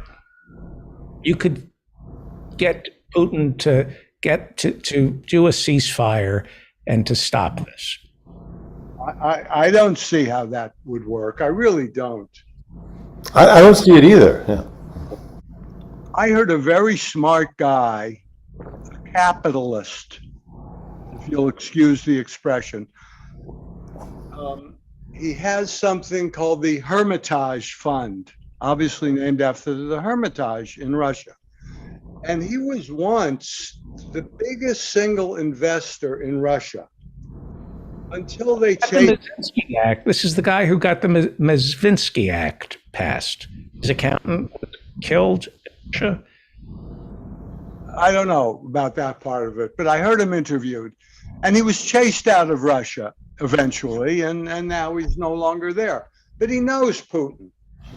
And he said, Putin's not doing this for money. Got more money than God. He's not doing it for the Russian people. He doesn't give a damn about the Russian people. He's doing this so he doesn't end up in jail or dead. Strictly, that's his whole thing that's driving him. And that made a lot of sense to me. Because every time he goes to war, his popularity goes up. Chechnya, Georgia, Crimea, every time. And then it starts going down again because they have an absolutely miserable life. So as long as he can keep fighting wars, he stays alive. But it's coming, not to argue with you, but that's coming from an American who set up the Hermitage Fund, which nourishes the oligarchs and the kleptocracy in Russia. He's part of the problem. Which did nourish them, and now no longer because he left because he was afraid for his own life. He didn't belong there in the first place, some would say. Some would say. Some would say. Americans, these investors went to Russia right after the fall of the Soviet Union and turned it into a kleptocracy. They were vulture capitalists who caused a lot of the pain that the Russians have right now. Again, I'm not defending Putin. I'm just saying I think that if America, which spends more on weapons than the entire world combined, of nuclear war, I'm pretty certain we could destroy Russia in a war. I think Putin understands that. I think Biden's role should be saving lives, not saying our weapons can work on the Russians. I think this country is enjoying what's happening in Ukraine. I do. How much of psychology do you think somebody like Henry Kissinger, not a good person, but he did shuttle diplomacy. How much psychology do you think he employed working with Syria and Egypt and trying to get some kind of settlement? He had a secret weapon that people don't acknowledge, which is that he talk like this, and you will not understand. So if you talk like that, everyone leans in very close. They keep leaning in, and then he quickly moves away, and then they're actually kissing, and then that's it. Yeah, that was his secret. As a twin brother who didn't. I'm being serious. Had no Twin brother accent. Talk like. I'm being serious. Well, I don't know if you're having the problem. I'm having trouble hearing you, David. For the last minute or so, it got very fuzzy. Me too. Is it I? You too, doctor? Yes. Yeah, it was getting garbled. Yeah. You were How about now? still garbled. You sound like Kissinger, as a matter of fact. All right. Dan, are you there? I thought it got fixed for one moment, like Dan jumped in, but Yeah, David, it does sound a little garbled. I sound garbled. Yes. it's still a little distorted.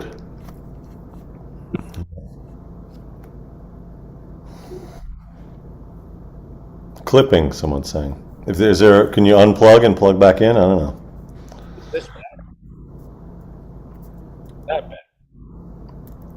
Speak. No, that was worse. That was well. Here we're.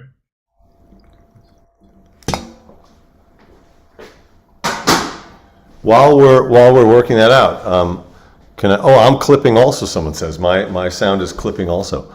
My gosh, we have a funny situation. Stay with me, folks. Someone else is saying my sound is clear. Well,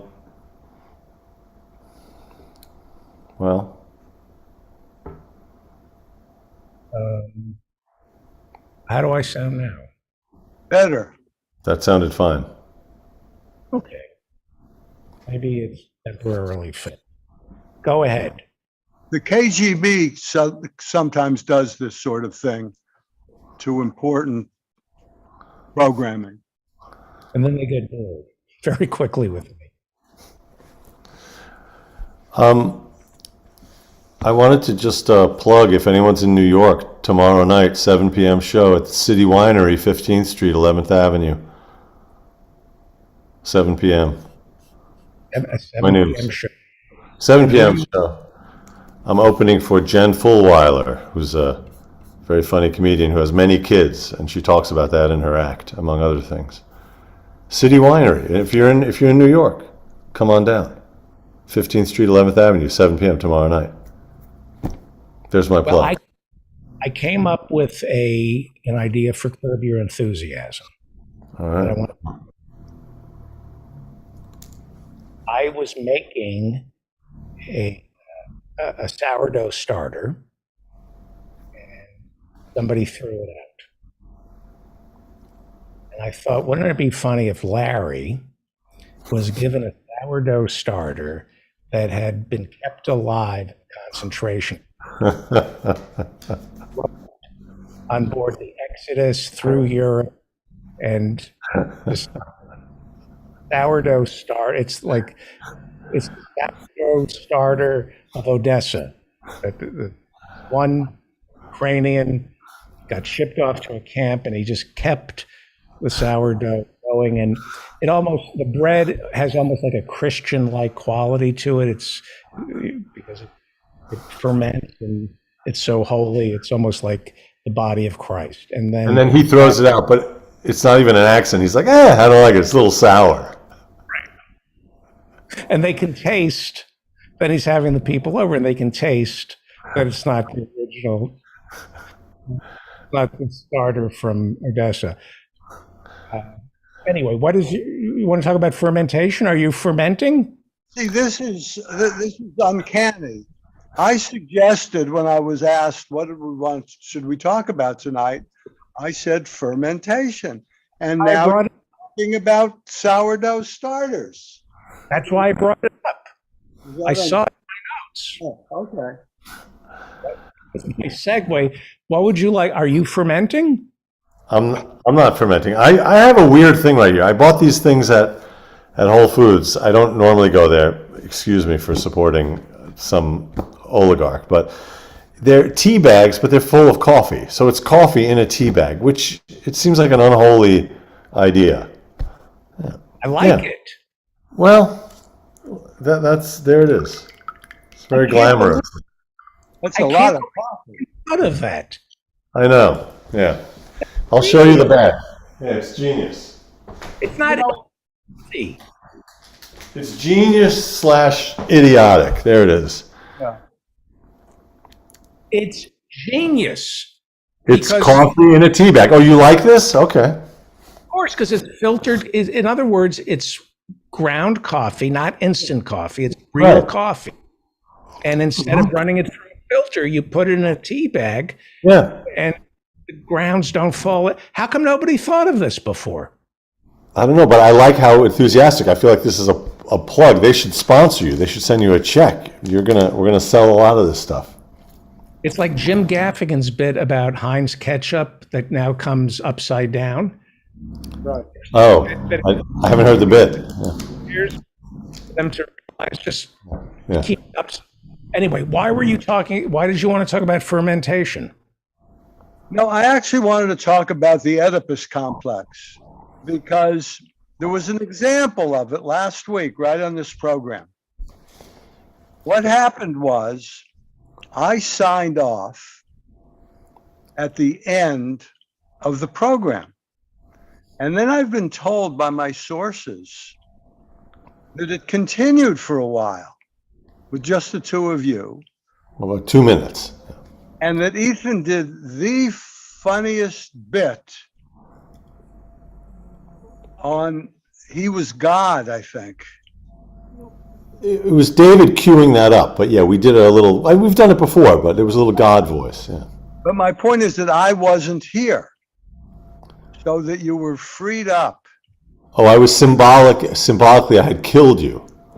Well, you told me because I was gone. So then you could free yourself up and be as funny as all get out.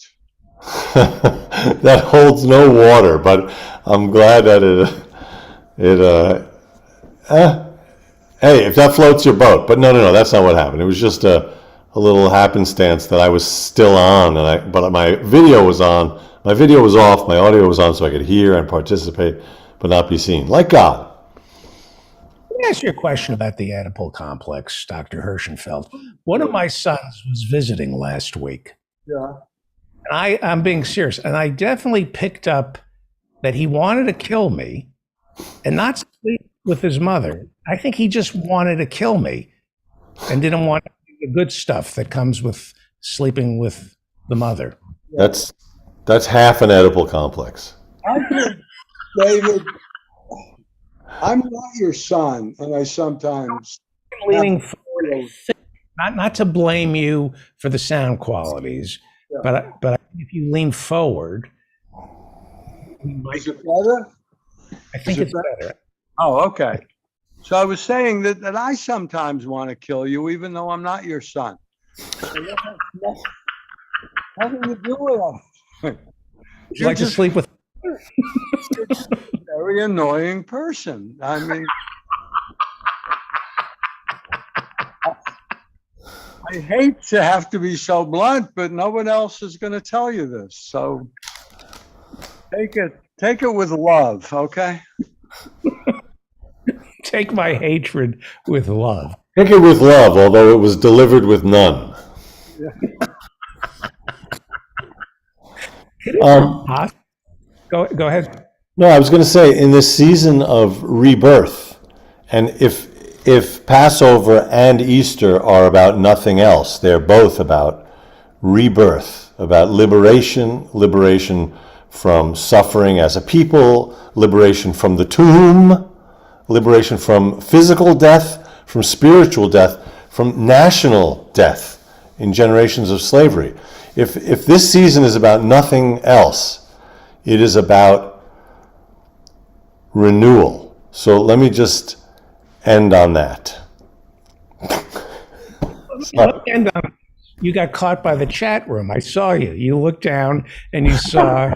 I got caught by my own BS meter. I was just like, okay, I ran out of stuff to say. I really wish I would like to have a pulpit. That's what it's part of me would like to be able to sermonize.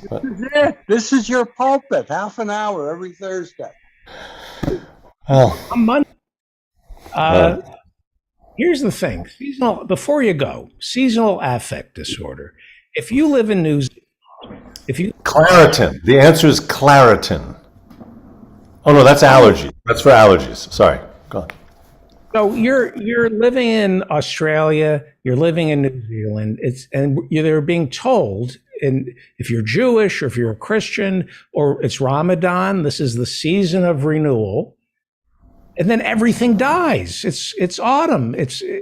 That's screwed up if you're living in Australia. That's interesting. Very confusing. Yeah. Did we speak about the slave Bible last week? No, but I wanted to ask you about fermentation. The slave Bible was an actual Bible first printed in the Caribbean, I think around 1840, for slaves in order to, bring them into the faith. But they left out the whole Exodus story. Wow. Really? They did not want to give them any ideas. Wow. And this Bible was then throughout the south of this country in the same form. No Exodus, no Moses. Wow. Wow. So there you go. Judah Benjamin was Secretary of State in the Confederacy, and he was Jewish. Correct. I've always do a comedy, a movie based on his life, like what his Passover Seder was like, with slaves serving the mor and the bitter herbs. What was his name? Judah Benjamin. Well-known And guy. we were slaves in Egypt. Look who says he's a slave. that kind of stuff. But funny. That reminds me, I always had an idea for a show. It would be a mashup of Gershwin's Porgy and Bess and Claude Lanzmann's Shoah. And it's called Show Enough.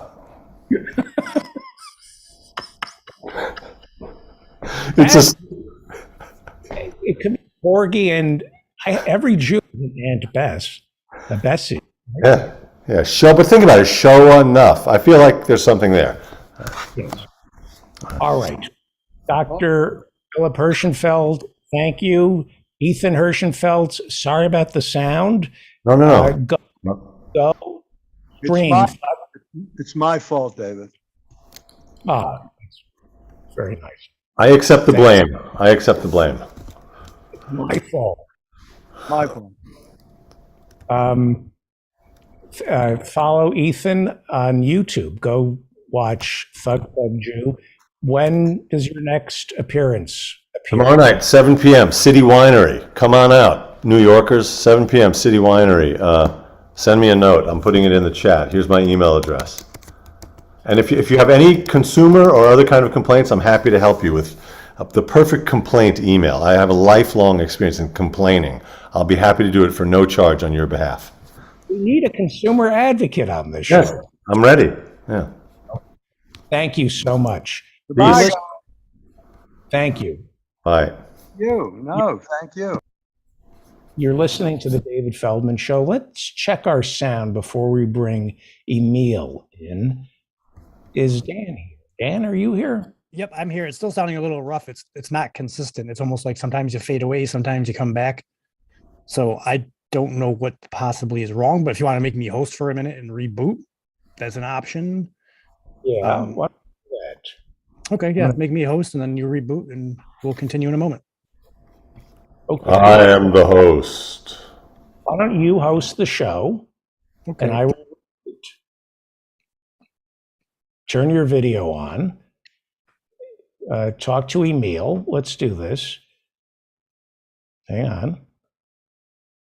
Emil, can you turn your... I didn't know we could do this. Here I am. So I can leave and come back.